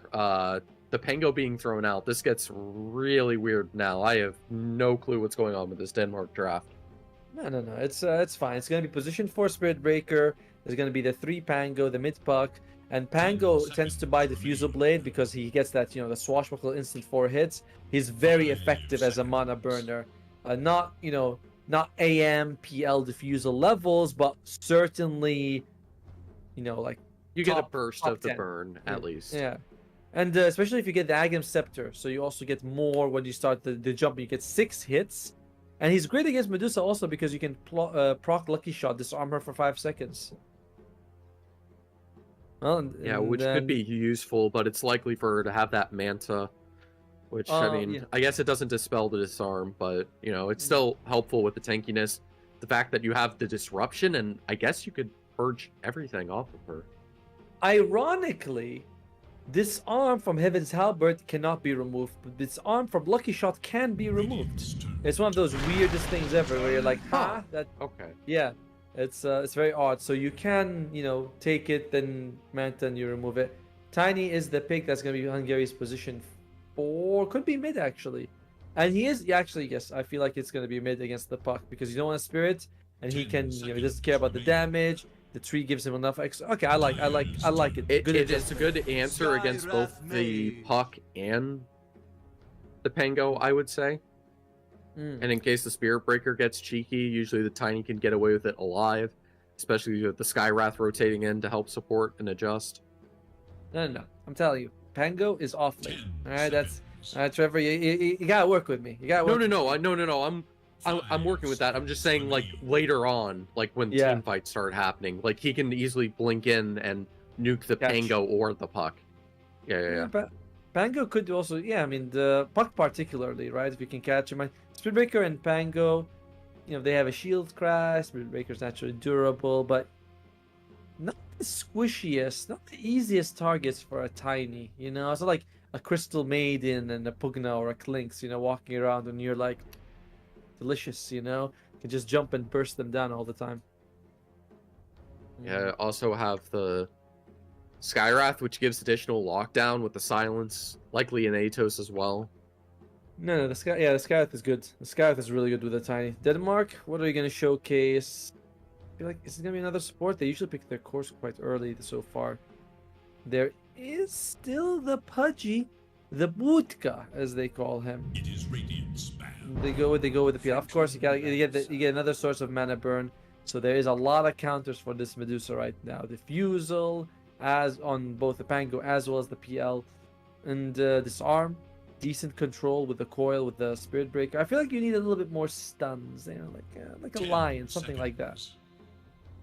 I feel like you need even more than just a lion. You need, well, actually, not really. I guess you have the Spirit Breaker in theory, so that should help give you enough bashing to support. Even then, still, I don't know how much I like this with all the PL nerfs. I don't like all of his timings being gutted. I think actually Pug, I would, if it were up to me, I imagine Pugna would be Denmark's last pick. You plant the Nether Ward, you get the shard, you instantly can remove all the illusions that Medusa gets from the Manta as well as the Shadow Demon. Like, that is a play for you. Lion can do something similar if he has the shard as well, but it's not quite, I'd say, as effective. But yeah, both of these, I'm looking for someone to remove Medusa illusions. That's all I care about right now. Yeah, I mean, they've been nerfed. I guess you're hoping just all the spread magical damage you're using to use with the diffusals, like the PL and the Swashbuckle from the Pangolier, you're hoping that's enough to deal with the illusions, because the Medusa ones have been, the Medusa illusions specifically, have been nerfed with the most recent patch. Yeah, but they're still fairly durable, and it's nothing quite as good as just instantly removing them. And they do get rid of the Wind Ranger. Interesting. They still feel like that support Wind Ranger or potentially core Wind Ranger, and you flex something else with a diffusal is a problem. And I feel like at this point, if you're Hungary, you're like, yeah, Medusa's gonna suffer. Like, mana's gonna be an issue no matter what we do. We're just gonna have to accept that. And there's no way to really recover her mana. You're not playing Pugna or Lion as yourself, because you don't need supports, or a Coddle. The offlaner might be a guy who gets Greaves, and that's about it. So. Oh, you know what would devastate this team on Denmark, actually, if Hungary picked it up? I don't know exactly how you would apply it and put it. It'd be a bit weird in that sense, but Silencer, just as the hero itself, would destroy this entire team. Yeah, particularly Pangolier, as well as the Puck and Terrorblade.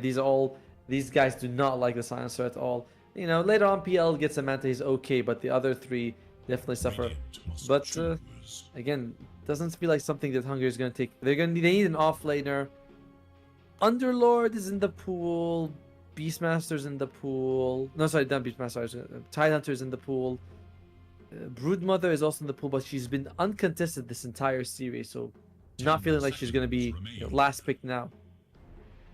No, certainly not. I think it is one of the best answers to handle it. I like Underlord. I guess the Underlord.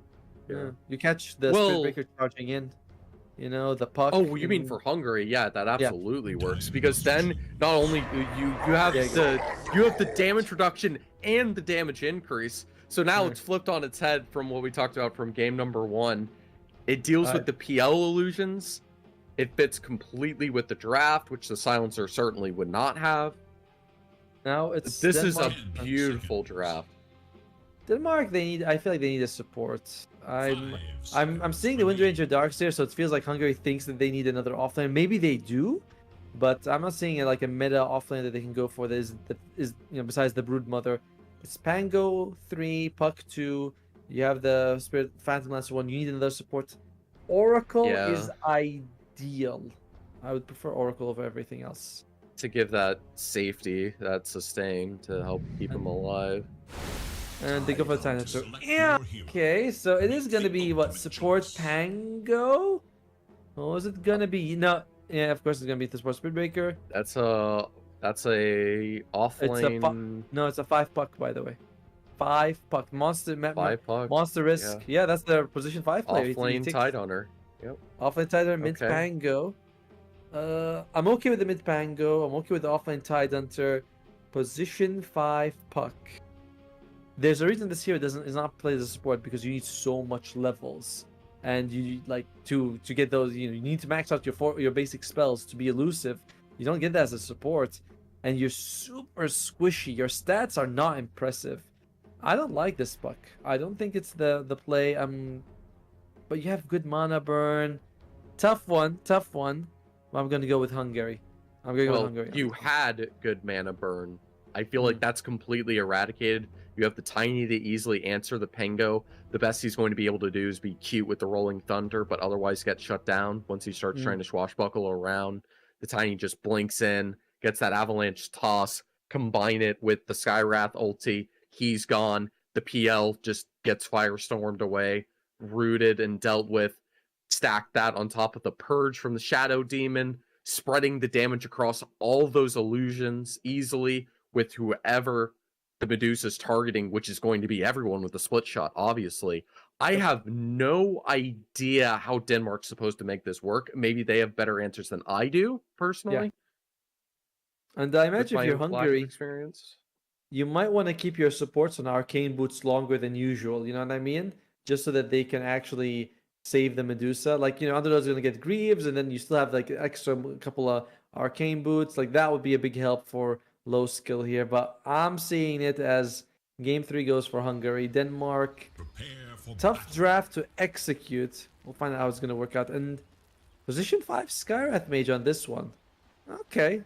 All right. That's I thought it was Drizzt who played the Shadow Demon thing in game 1, right? And now he's playing the Skywrath Mage. It's fine either way.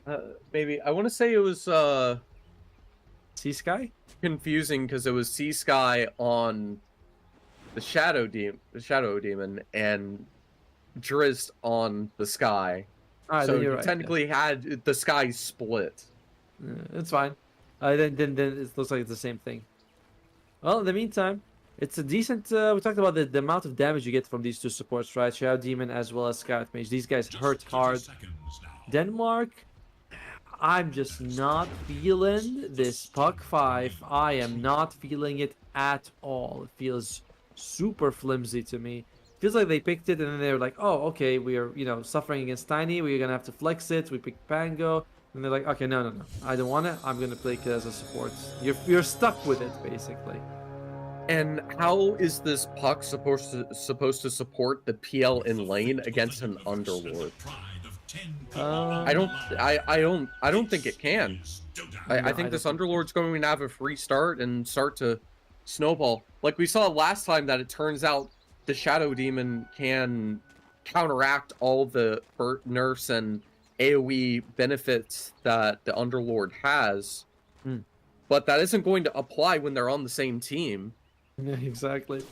And I don't see what the Bucks gonna be doing. We always say that a lot, though. Imagine if he goes like 17-0-3, and we're like, okay, he's an amazing puck player. We should have kept our mouth shut. Damn, CY taking a lot of hits early on. Good start for Denmark, though. They do get the 3 bounty ruins from the start, so a 400 goal advantage for them. Nothing to scoff at. I may have been right about the idea that it was a Pango mid, but I'll be honest, I am not happy to be right in this case. Certainly, I would rather see some like weird just Pango 5 attempt. Just try to like swashbuckle, harass the Skywrath. I feel like it'd do a lot better. I mean, you can see this puck's already had to use a salve and is backing away once again, trying to do anything, but the Skywrath, high movement speed, dodges the orb, no issue. The Underlord, super tanky, will always outlane the PL with no issue.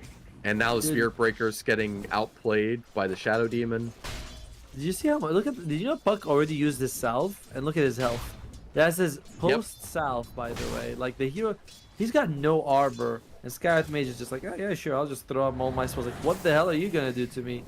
And Play, he's taking some hits here. I mean, Skywrath Mage has got no armor either, but fine with it. Don't So worry, Puck he's is got down. a stick with 2 charges. Whoa, a whole 2? Yeah, and a Fairy Fire, that's a whole 100 HP just in case. That can be deleted by a Blood Grenade. To be fair, the Fairy Fire does do damage. So I mean, like, as that +2, that does stack up a little bit. And so far the OPL is getting decent farm. No one's really suffering too much. Like mid lane is a little bit for the Tiny, but it's not the biggest deal. Actually, yeah, that is one of the concerns. You're gonna have both the Underlord and the Sky building arcanes. There's gonna be so much magical mana spam coming out that I don't know how you're supposed to answer it at all. Don't worry, bro. We got our Puck 5. Hey, remember we were talking about those cores who are like, yeah, I'll start supporting. This is what the Puck 5 is like. He's like, yeah, guys, just let me get the Blink Dagger. Now that I need the Witch Blade, I'm BKB. It's like, they're just, why? Yeah. Also, as much as the Underlord's definitely the right decision, I was definitely thinking in the back of my head, imagine if they had the Ogre, so you had the no Int hero, the no Agi hero, and the no Strength hero, all in the same team. That would have been great. Disruption comes out, Spirit Breaker doesn't get the Courier, but he does get the Bounty Ruin, so that's about 4 Bounty Ruins for Denmark, 1 for Hungary. We'll see if they get the 6th one as well.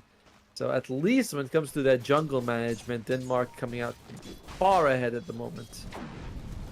Yeah, it seems like the Pango is a nice time against the Tiny, at least currently.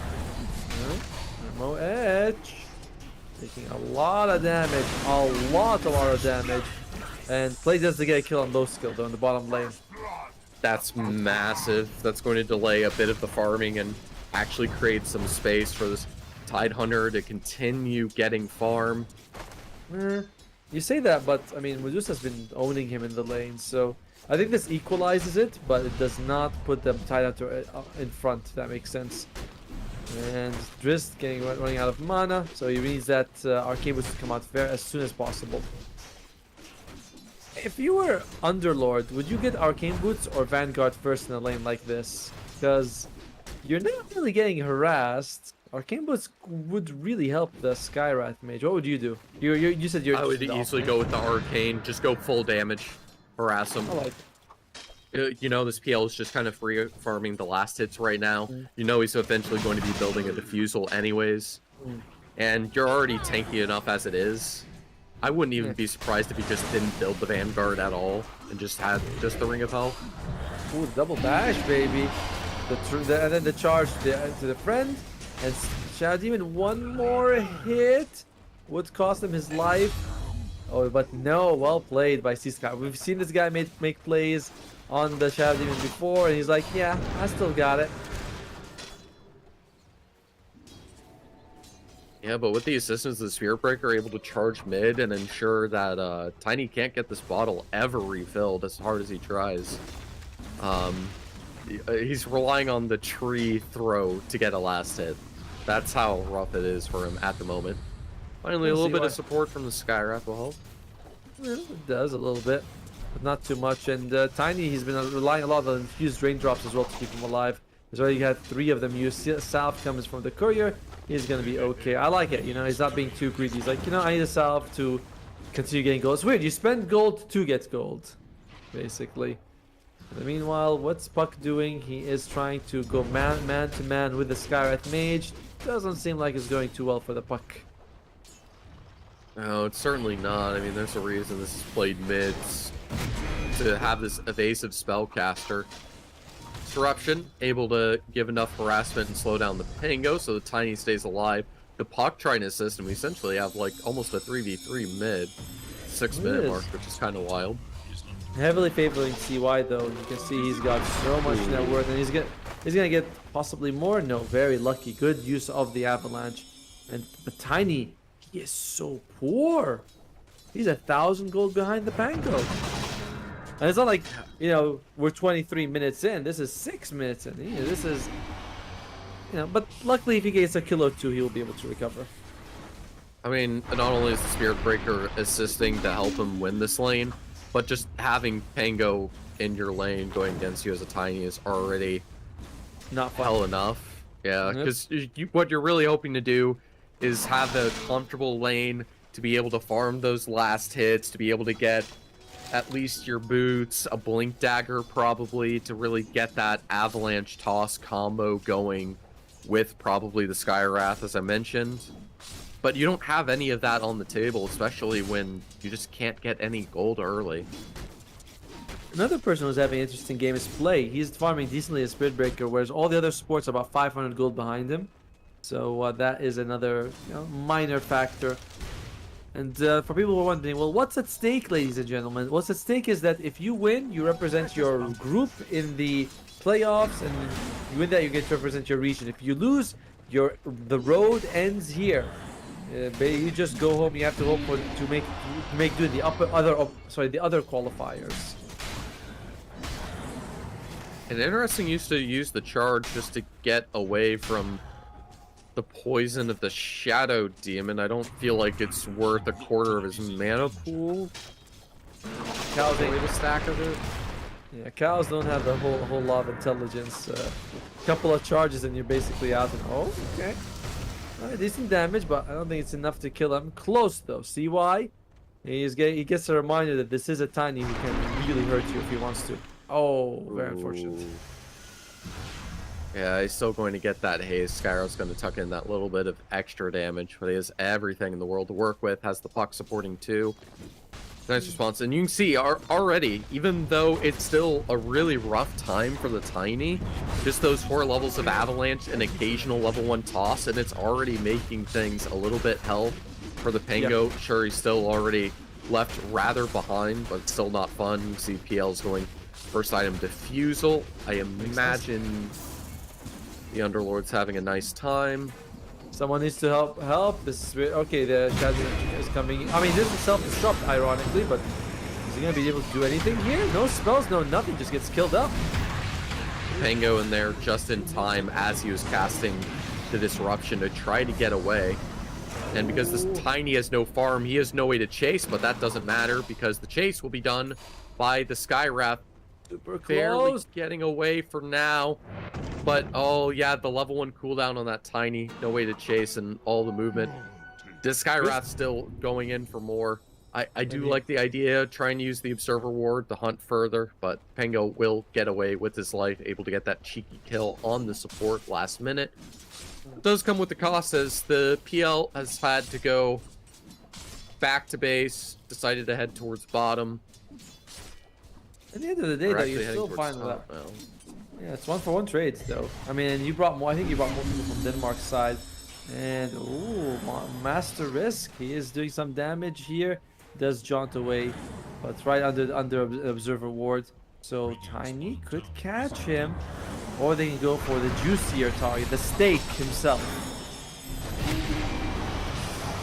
Beautiful timing on the toss. Everything else, the banish, the Shadow Demon will be able to fully disrupt everything. And with the Skywrath still here, the puck getting nice damage with the orb, able to teleport in with the right click, but it comes with a cost as this Tiny starts walloping on to this puck. Pango will be able to at least clean it up, but the Skywrath just sitting in the background, poking, causing so many problems, and the Shadow Demon allowing it to be a 2-for-1 trade. Sirix needs to be careful. He's being charged, only half health. Even he's a Tiny, sure, but you know, you're still only half health. But there's no ultimate on the Spirit Breaker, so he's gonna tag him. Oh, decides not to. You see it coming. It's relatively easy to just throw an avalanche. Avalanche, Pit of Malice, lots of things that Play has to be wary of this game. Bomb Tower also falls. Titan to go for the Meteor Hammer. This is an interesting farming build. Oh, okay. Good disrupt, and now the Skywrath can come in with the additional slow to help. Even the Tide Hunter's here, but so is the Underlord. It's a full-out brawl for everyone. And as we mentioned, the Shadow Demon can't exactly deal with the Spirit Breaker, stopping his charge from running away, but who can do that easily is the Avalanche on the Tiny. And you can see they're able to isolate that Spirit Breaker. He's just trying to deny himself with neutral creeps at best. Unable to do so. It's still a very, very bad game for the Tiny. But I'm glad he's going for first item, Blink Dagger, just... Oh, okay, Master Risk. It's a sacrifice of the early game to play this mid game in the same situation like happened in game number 1. And it's working perfectly. It's fine. It's fine. Yeah, it's like you said, you get a tough laning phase, but once he gets the Blink Dagger, he can jump on people. That helps you turn it around. I like he's not going Echo Saber to sort of like farm. He's like, no, let me just get the Blink Dagger. Oh, okay, all right. CY, was he really gonna roll? I think not. That I mean, now he has to. That 3 hurts. That's a manly 3 right there. That it has that big cast time, so many things the Avalanche can disrupt. Sure, the Illusion Rune gets denied, but I mean, the Tiny can just go for just anything else. Doesn't really have to worry too much. Always has the ports backseating him. And speaking of everyone just having a good time, sure, this Tiny suffering the slightest bit. Feels like he should have gone for the toss there. I agree. I thought for sure he's gonna toss back. Disruption comes out. You have some damage, but he's like, nah, that's no need, I guess. And he switches to the Echo Saber. Okay, I feel like that's an interesting. I like the Sage's Mask. Try to get some passive arcanes because you got these double diffusals going on, Team Denmark.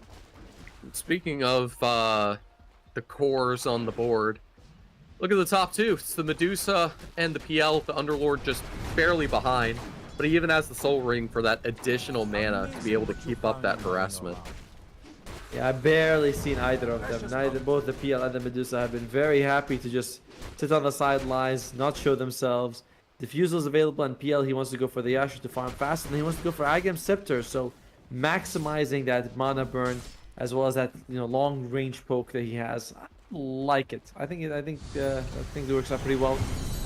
Look at the occult bracelet. 5 people have it. This item is so strong. It's not even just the occult bracelet. I mean, if you pull that list back up real quick, you'll notice there was also like 3 arcane rings, I think. Like 8 of the 10 items are all focused on mana regen because it's one of the most valuable things you can have early. Yeah, there's I'm not sure like what pros like the best thing you can do is be on the map. And mana regeneration is one of the best things to keep it. Yeah, it's got 2 arcane boots. One of them is a fairy. But a fairy, yeah, the fairy trinket, yeah. That gives the mana reduction. So all the focus is on being able to use more of those spells early. Yeah, but it's like mana reduction is technically mana regeneration in a different sort of way. That's how we're working with it. Although I mean, honestly, 5% only of mana reduction doesn't seem like a whole lot if you ask me. It should be like 10. I feel like that would make it feel like it sounds crazy at first, but it'd certainly make it feel a lot more impactful like this occult bracelet and this arcane ring can be. I mean, there's some games where you get the arcane ring 7 minutes and you're like, well, never mind, I don't need to go for the arcane boots, I'll just get the tranquils instead. Now in this game where you have double tranquils, might as well have the arcane ring, the arcane boots, and the soul ring on top of it. Be able to print that mana because you're gonna have so much mana taken away from you. Yeah, even the magic wand as well, exactly. Okay, Quail comes out. Interesting. Did he even hit anyone? It might have gotten the Skywrath, kind of hard to tell with everything going on. As they try to follow up, they've been able to isolate this Tiny, and the Underlord's unable to help, so now the Ravage can come in, catch out the rest of this team picked out, and this Medusa is trying to help out, but here a little bit too late. The Underlord trying his best to escape, but there's a little too much stun lock. It's a nice team fight, able to pick off most of Hungary one by one.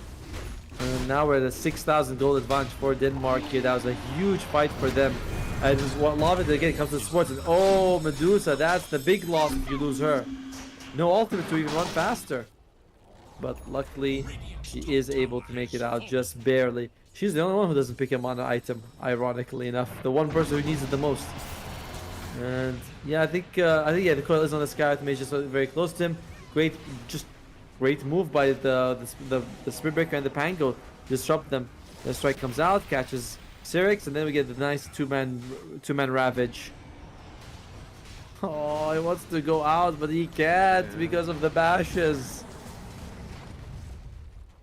It's so disgusting seeing those bashes go on through. It's really making a difference. I mean, that was the benefit. I mean, this entire team fight was pinned off of the Skywrath getting picked off right now. Again, by the Spirit Breaker. Getting all these picks, allowing it to be one by one, isolate the fights, and now the Tidehunter's able to get some farm. Snowball, get proper control in this bottom lane, take away this Radiant jungle. This is a big consequence of going for the Echo Saber on the Tiny instead of going for the Blink Dagger. Because with the Blink Dagger, you can jump on a stop target, bring them down. With the Echo Saber, you're focused more on farming. You have to walk in, people see you coming, it's easy to disrupt you. And that's costing them. Chad even maxed out disruption, makes those illusions, so he gets 14 seconds of them pushing out the lane if they want to. Look at that, four Medusas. That's a nightmare for most people and a dream for some very small and interesting population. Yeah, the snakes doing work all over the map. There's no escape. Able to get that split farm going. It's helpful, but does feel like they're still, they're really behind, and as we've mentioned before. And Tiny is entering support territory, as we've seen before, and that's not good.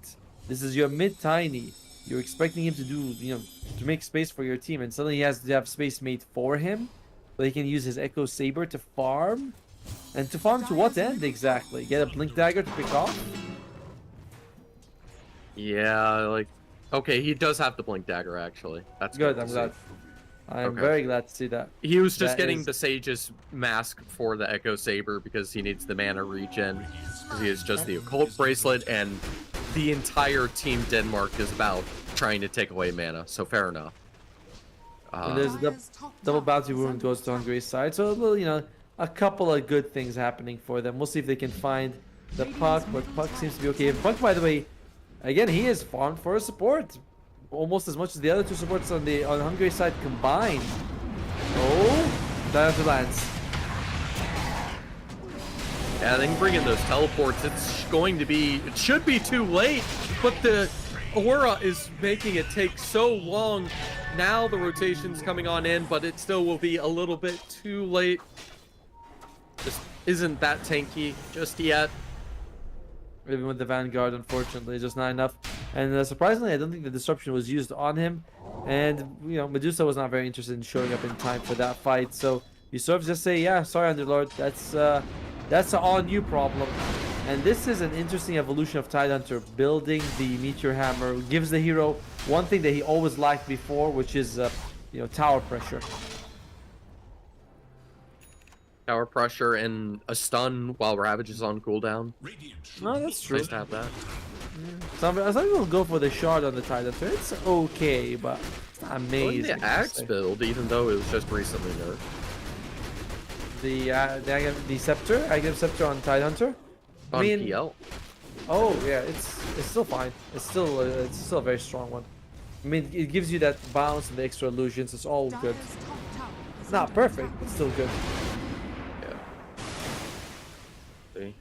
Blinking in just to do a right click against Tidehunter is a little bit weird. Put yourself out in the open to do probably 2 damage, considering Kraken Shell is not getting nerfed in the same way that Vanguard. the good old Vanguard has. Low skill is really farmed. Remember, he is in a very tough game. He's very behind, and he's still farming out pretty well. And yeah, you can see that mid lane Tiny goes in, so the Swords. I don't think the disruption came out on good old Underlord, which did not. Came out on the Pango. Would have helped if it was on them. One thing we could say is also that you could disrupt a PL, and your illusion can make illusions, which is Okay, there we go. interesting. Yeah, you need to go for the smoke gang. Try to find at least something, anything. Try to get these supports and That's Pango. just anyone some gold. Try to slow down Team Denmark. Give the information on the Puck initially, but I mean, it's going to be able to go away, of course, but that orb does give away a little bit of position. Tiny's just going to go for the gold instead. They at least know there's no observers around, but that Skyrusk now getting charged in, and oh, with that swashbuckle. Yeah, The charge. The orb's gonna go in. Green foil. This dude's super dead. Love the mini cab on the Spirit Breaker showing that the charge comes out. By the way, if you charge someone, they die, you do get assist gold, so you can have impact from doing that. And they were able to just keep the eye on Sky to make sure they get the perfect coil on him. And the net worth lead continues to grow. What is the win probability we're looking at here? Oh, wow, the same tactic again. Yes, I mean, this Underlord's tanky, but he needs help. Can't just take this on his own, especially when these cores just have so little gold to go around with all these kills that keep going through. The fact that Tidehunter is a tower demolisher. Beautiful Spirit Breaker ult, the charge to follow to get away. I mean, the Medusa will be here to at least save him. But she's not going to be able to do much else, and this Shadow Demon is still in danger territory with the puck able to chase around. Oh. The damage. But they do get the puck. That's a big deal. That'll help, but the Ravage is coming out momentarily. Any second, whenever he feels like it's necessary. But they're being forced to back away, so he doesn't have to. Surprisingly, Medusa does not use the ultimate and gets a tip for her effort. And yeah, can we check out the win probability? I want to see what we're working with. Are we looking at... Okay. I was thinking it might be 90% here for Denmark, but it's 86, very close to that. And given, you know, still giving the Medusa a bit the benefit of a doubt so far. We're just giving the Spirit Breaker way too much of a game in this mid stages. Not playing grouped up enough. Having everyone split around the map, allowing for these easy pickoffs. I mean, this all started with a bit of a almost just chain kills, able to pick them off one at a time in the top lane, taking out 4 of the 5 in his kill lead. So now they can go for the smoke, go aggressive. I mean, the Skywrath can dodge the swashbuckle, but the blink dagger on the Pango plus the orb. The disruption's nice, but really what's going to add up to is potentially 2 kills instead of just 1. Yep. Whoop. I mean, luckily they didn't get the second kill, but Drizzle's alive. I haven't seen the Scout Mage do anything except die in this game. And Pangolier, he is 7-0-4, having an absolutely fantastic performance so far. You're just really happy for Denmark, you know? Yes, you've got this Medusa who looks like she could be a problem, but you have enough mana burn, I think you can just chew through it. Yeah, and it's not like the beginning of the patch where she was an unkillable god. She's just a really good core now. Yep. So if you don't have an actual proper team to play around, it doesn't matter how farmed this Medusa is, in all honesty. Oh, She just like chunks people down. She's nowhere near the, quote, invincible status. I like how the production's like, we hate the Skywrath Mage. Look at this. This is a compilation reel of him dying. Derek's. Oh, nice save. It's going to be at least the one. But see, now with the proper team support, they can actually fight against this. Yes. Having the Medusa rotate in and getting the Spirit Breaker is massive. Boom, 1,000 net worth chopped away. Still 14k to boil their way through. But with everyone grouped up here, there's no way to go for these pickoffs, even if the Spirit Breaker was still alive. Good team coordination. So. Yeah, it's a good thing that they were able to stick together, but I'm still worried about the Medusa. But reminder, we haven't seen the Disruption and Manta style illusions all together. Like, that is something like having 3 Medusas, because you get 150% damage from the 2 disruptions and you get 56 from the 2 mantas, so it's like having 3 Medusas hitting you. Quite painful, I've been told. Oh yeah, speaking of Medusa illusions, I find it so annoying that the entire hero's design, you can see your mana pool, right? Yeah. But you can't see the mana pool at all of the illusions. You have no idea how much damage you're actually doing to them. Right? And then at some point they just start disappearing. Yeah, the whole idea that they even have mana, the mana shield works on them, is kind of awkward to me. Like, I understand because the hero has no health and her illusions are a joke about it. I like it. It makes sense. It's good consistency. But just the fact we can't see the mana, which is the health pool effectively, is so weird. Do you remember who also had that problem? Oh dear. Well, that guy's not gonna have a health pool. Guess okay, alright, that's good. He gets the observer ward out. Vengeful Spirit used to have, when she dies with the Agam Scepter and she makes that Oh illusion, yeah. you couldn't see her health. So people were like, oh, it must, you know, it must not be real or something. Super weird. Oh, wow, Tidehunter? Really? Bags people out. This Tidehunter is caught up, but you can see that damage block with the pipe giving so much protection. This PL's trying to respond. The Pango here to stack on top of it. It's so much raw damage. The constant bashing, even with the Medusa ult, all it does is force them to disengage momentarily. Because this Medusa, sure, she's tanky. She doesn't have all the farm she needs to become an absolute force of nature just yet. This Underlord's super underfarmed, and it's even worse for this Tiny playing with as much farm as the Puck. Oh my god. The like, when you mention it like that and you look at it, you're like, yep, he wants to go for the Aghanim Scepter on the Tiny, but this is an expensive item. There's not an item that gives you great build. I mean, the stat build up is nice, but you don't get much benefit till you have the full item. You know what I mean? Which is with the tree volley, and you don't exactly have a whole lot to work with to tree volley anyway. It's only the Underlord with a bit of malice. And look at the triple blink dagger on the Dire side. Are we reaching? I mean, the first two games we had 100% win rate for one of the teams. I don't think we're there yet, but Denmark, okay, still at 90. So that's a 10% chance. I don't like those odds, buddy. I mean, the entire issue is that they can't get space around the map. I feel like they need to smoke gank as 5 to just try to get some map control to be able to de-ward a bit, because right now Denmark has everything in their hands, and unless they can, you know, grab some gold, get this recovery, some picks to work with, you can't rely putting everything on this Medusa. Sure, this Maelstrom will help a lot, and once she has the 25, I think it lets the split shot all the procs. So you're essentially getting 1 to 2 Maelstroms every single right click minimum. So amazing illusion clear, but it's a long time from now. I like the butterfly. It does help you a lot to make sure you don't take too much damage from all those, like, you know, PL doesn't want to get defusal, so you're able to dodge quite a bit. Tormentor, who gets it? Hopefully the Shadow Demon, and that goes to Shadow Demon. Okay, so you do get that Demonic Purge, which is fantastic, but you're still in an incredibly bad spot. This is as bad as it gets, honestly. It gets worse, actually. My bad. Having to use the Pango Shard to make sure he's able to turn around and deal with the Skywrath. Ghost Scepter, trying to get out of dodge that way. Doesn't pan out. Yeah, oh, he's going goodness, the Octarine. Good item on Pango. By the way, Spirit Breaker all has his Aghanim Scepter finished, so he's gonna have that very low charge cooldown added on. It's not Another as good hero as amazing with the Octarine. He is amazing with the Octarine. He's not as good as he used to be though, just because the cooldown of his abilities were increased a little bit. Both Bulldoze as well as the charge. I think they get like 2 seconds each, which is not ideal.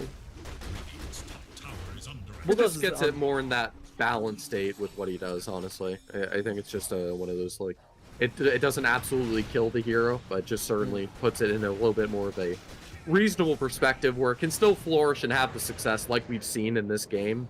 True. While still not, it hasn't snowballed out of control. But I don't like Spirit Breaker being balanced. I want him to be imbalanced because I spam him. You know, I want him to be... I want him to be like, when you pick him, you get free hearts. I'm like, yeah, that seems right. I'm okay with that. I mean, that's basically what it feels like he is, especially because you go like this Axe Octarine. Get a really tanky Space Cow. We lost 1 armor, okay? I say we, like me and him are like have a symbiotic relationship. Oh god. Is that what you want to say? I mean, fair enough, just in case the Skywrath trying to get away, but they're just using this Puck in the Pango, and this Skywrath we thought would be a major concern, in fact is the one left exposed, so they can't get off this effective spell damage with the Spirit Breaker. Pango, these supports that were so problematic game 1 can't have the same impact. You see the PL diving in to deal with the Shadow Demon, forcing them to buy back to keep this fight going. So now the Tiny also are evaporated, and they're really pushing the advantage with this net worth lead. The Medusa's doing what she can, but she's really just poking and prodding. Doesn't really do that much. She doesn't have the damage, just the harass. Steal a bit away from that Mjolnir. What the hell is C-Sky thinking? He disrupts a Tide Hunter after he uses Ravage. Not a PL to make illusions. Not a Medusa to like get some value. Instead, it's like that makes no sense. With that disruption just now, it's one of those I gotta press my buttons situation. And Puck has officially overtaken Tiny in the net worth department. Hungary, Denmark. I think we're at the. Are we at the 100% win rate? Oh well, actually looks like we go to it just as the replay comes in. Yeah, like look at this. He dies, he buys back for C-Sky because he feels like he has to. Then he shows up and he disrupts the Tide Hunter? Really? They need to save the supports. They need to use this stuff defensively so they can keep getting spells out, because this Skyrat's constantly getting picked off. Same with this Tiny. That's a dieback, I think. And just, yeah, I think so. 95%, 95, 97%. 97. It'll probably become 100 just in a moment after that kill gets properly like processed. Because they're just trying to push out the lanes the best they can to delay. I mean, there's nothing they can do. I mean, the Medusa's even lower than the PL in farm now because there's nowhere on the map to go. Alright, do you think that Puck is going to overtake Underlord in net worth? Because that is the scariest thing when it happens. I mean, it'll take... I feel like the game ends first. Yes, probably. Probably. I mean, you still get all there's that... no reason why it can't happen. I mean, you're still gonna get, like, you know, the building loot. You're gonna get a couple of kills on the Underlord. Adds up, adds up. We'll see. Tide Hunter, very hard to bring down for them. They're really struggling to kill Owns Me. Yeah, you see it's the same thing. Like, they're having a hard time. I mean, I feel like I haven't really seen this Medusa die at all, but that doesn't really matter because you can just isolate her. But now the proper burst, you have the illusions going in.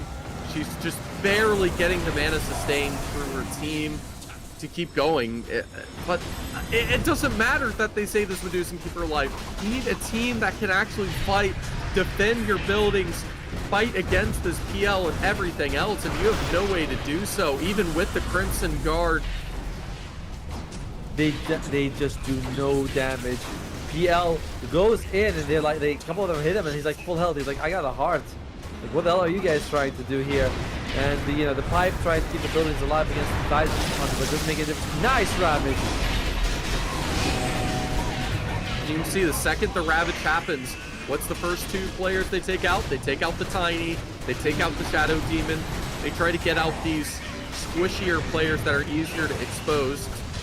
Skywrath Underlords to the next, and this is a fantastic recovery of understanding the series, finding answers to these supports that were so problematic on the side of Hungary, and to piece everything together, because this is GG. It is. It's I don't think there's any way that Hungary can make it back out of this one. Look at the tips coming out to low skill, and Denmark definitely happy with the way the game has went, and definitely happy to be advancing in their groups right now. Whereas Hungary, unfortunately, they're gonna have to make their way to Yassi in a different way. Yash, sorry. Oh, okay, buyback's coming out. That's nice. Good toss. But even then, they toss back a puck that can easily orb, blink away in a billion different ways, especially with all the gold she's been given. Master Risk, he can do whatever he wants on that puck. Yeah, even though he got silence, he has a Yule Scepter. So Master Risk is like, no, I'm not letting you kill me at all. So it's Pangolier rolls in, might have rolled a bit too far, but does get the shield crash at the end to keep himself alive. Oh, Medusa. I think it was fun. You can see all the mana heal. It's hard to kill her, even with all the damage that Denmark has. But that doesn't really matter because she eventually has to go back to spawn. And if you look, she has just no damage. Still 5 levels towards the split shot. Yeah, and no, without the Scotty, she has He has decent items, but it's nowhere near enough to make a dent on the Denmark side. You know, you remember they got Shield Crash, Pango, to a PL Heart, as well as a Tidal to Neuro Naturally Durable, and a Spirit Breaker.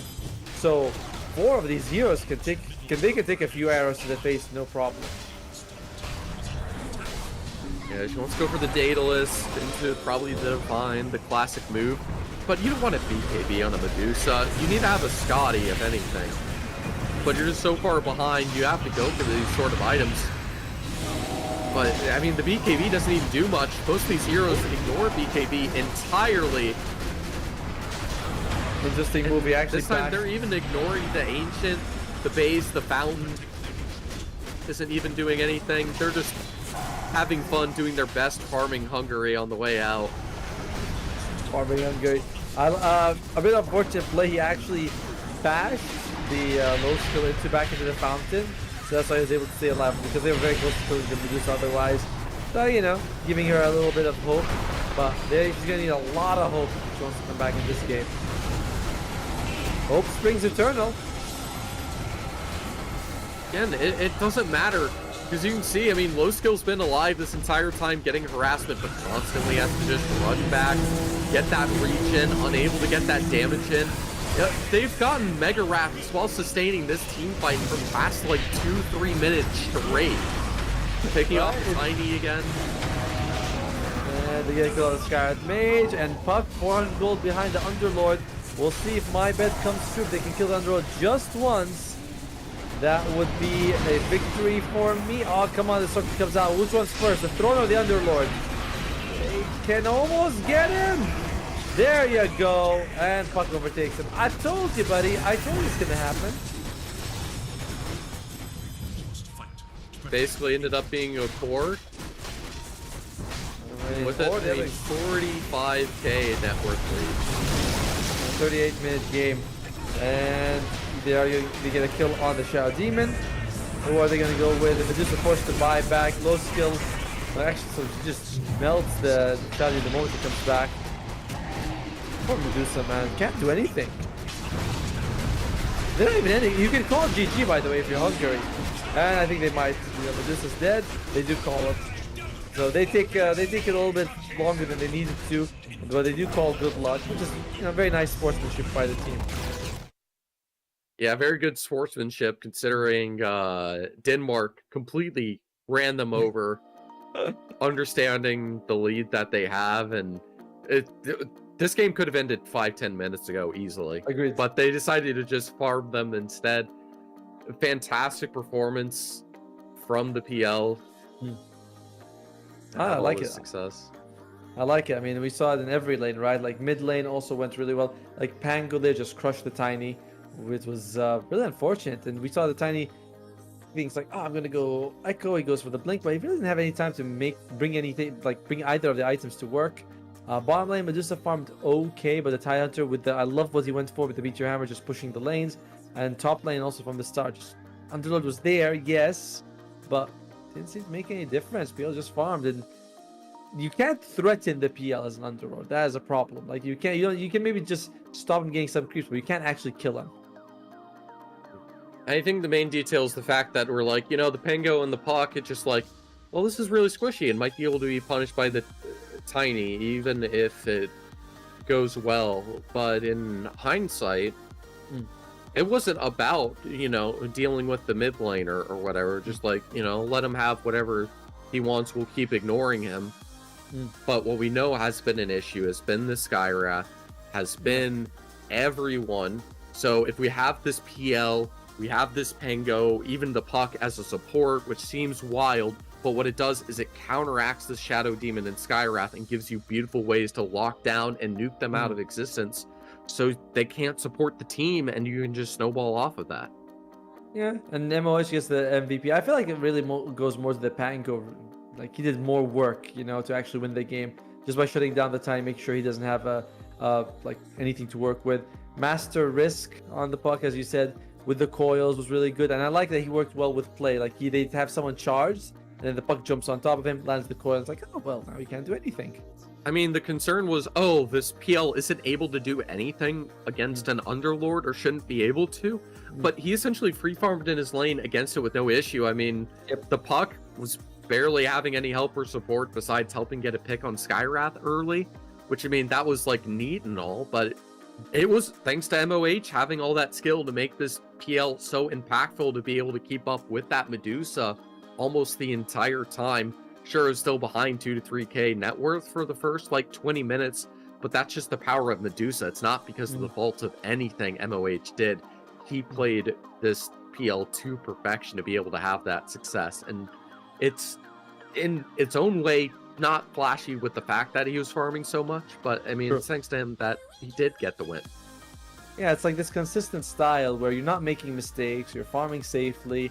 You put the enemy very much on a timer, where it's like, oh, if we go late, my carry is going to come and whip your ass. And it's like, yeah, it's not flashy, but works, and it's a great way to play the game. But yeah, the series is over now, and congratulations, Denmark. You guys came in, you proved, like, game one felt, I don't want to say it's like a fluke, because it wasn't, but it's just super like one-sided in the second and third game in favor of Denmark. Absolutely just crushed them. I mean, it was just a very creative comeback off of the Sven and the Shadow Demon. Just a really good hat trick to be able to pull that off.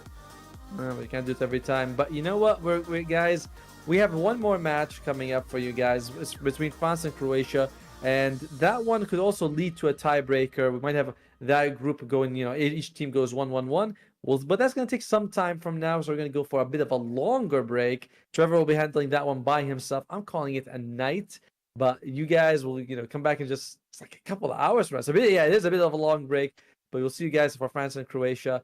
So see you then, and stay safe.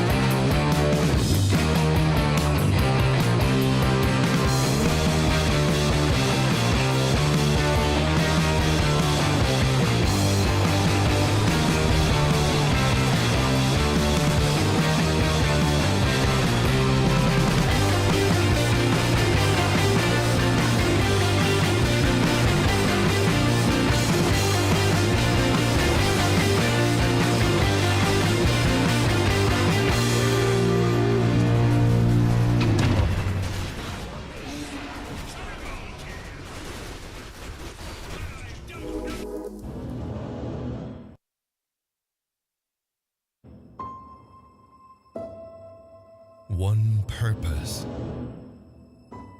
one dream, one rhythm, one step closer to glory. They say history remembers the winner. So who will be the ones writing the future?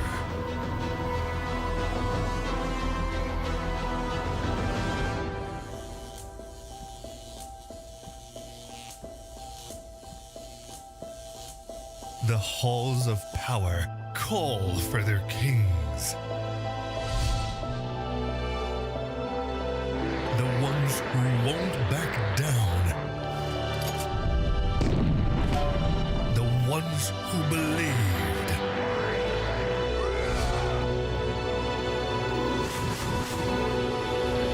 The ones who knew that over 100 nations can't be wrong.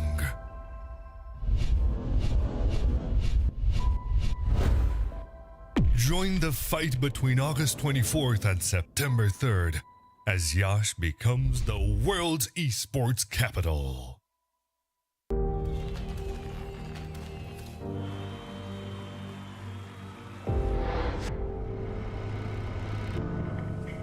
In the heart of Iași, Romania, the world's top gamers have gathered for the ultimate showdown. IESF brings heart-stopping matches across a variety of gaming genres in an electrifying experience that celebrates the passion and dedication of esports athletes from around the globe. This is more than just a tournament. This is where champions are born, legends are made, and anything is possible. Get ready to witness the ultimate display of skill, strategy, and heart. The IESF World Esports Championship. It's about to take your breath away. Do you think you've got what it takes? The challenge will be tougher than ever.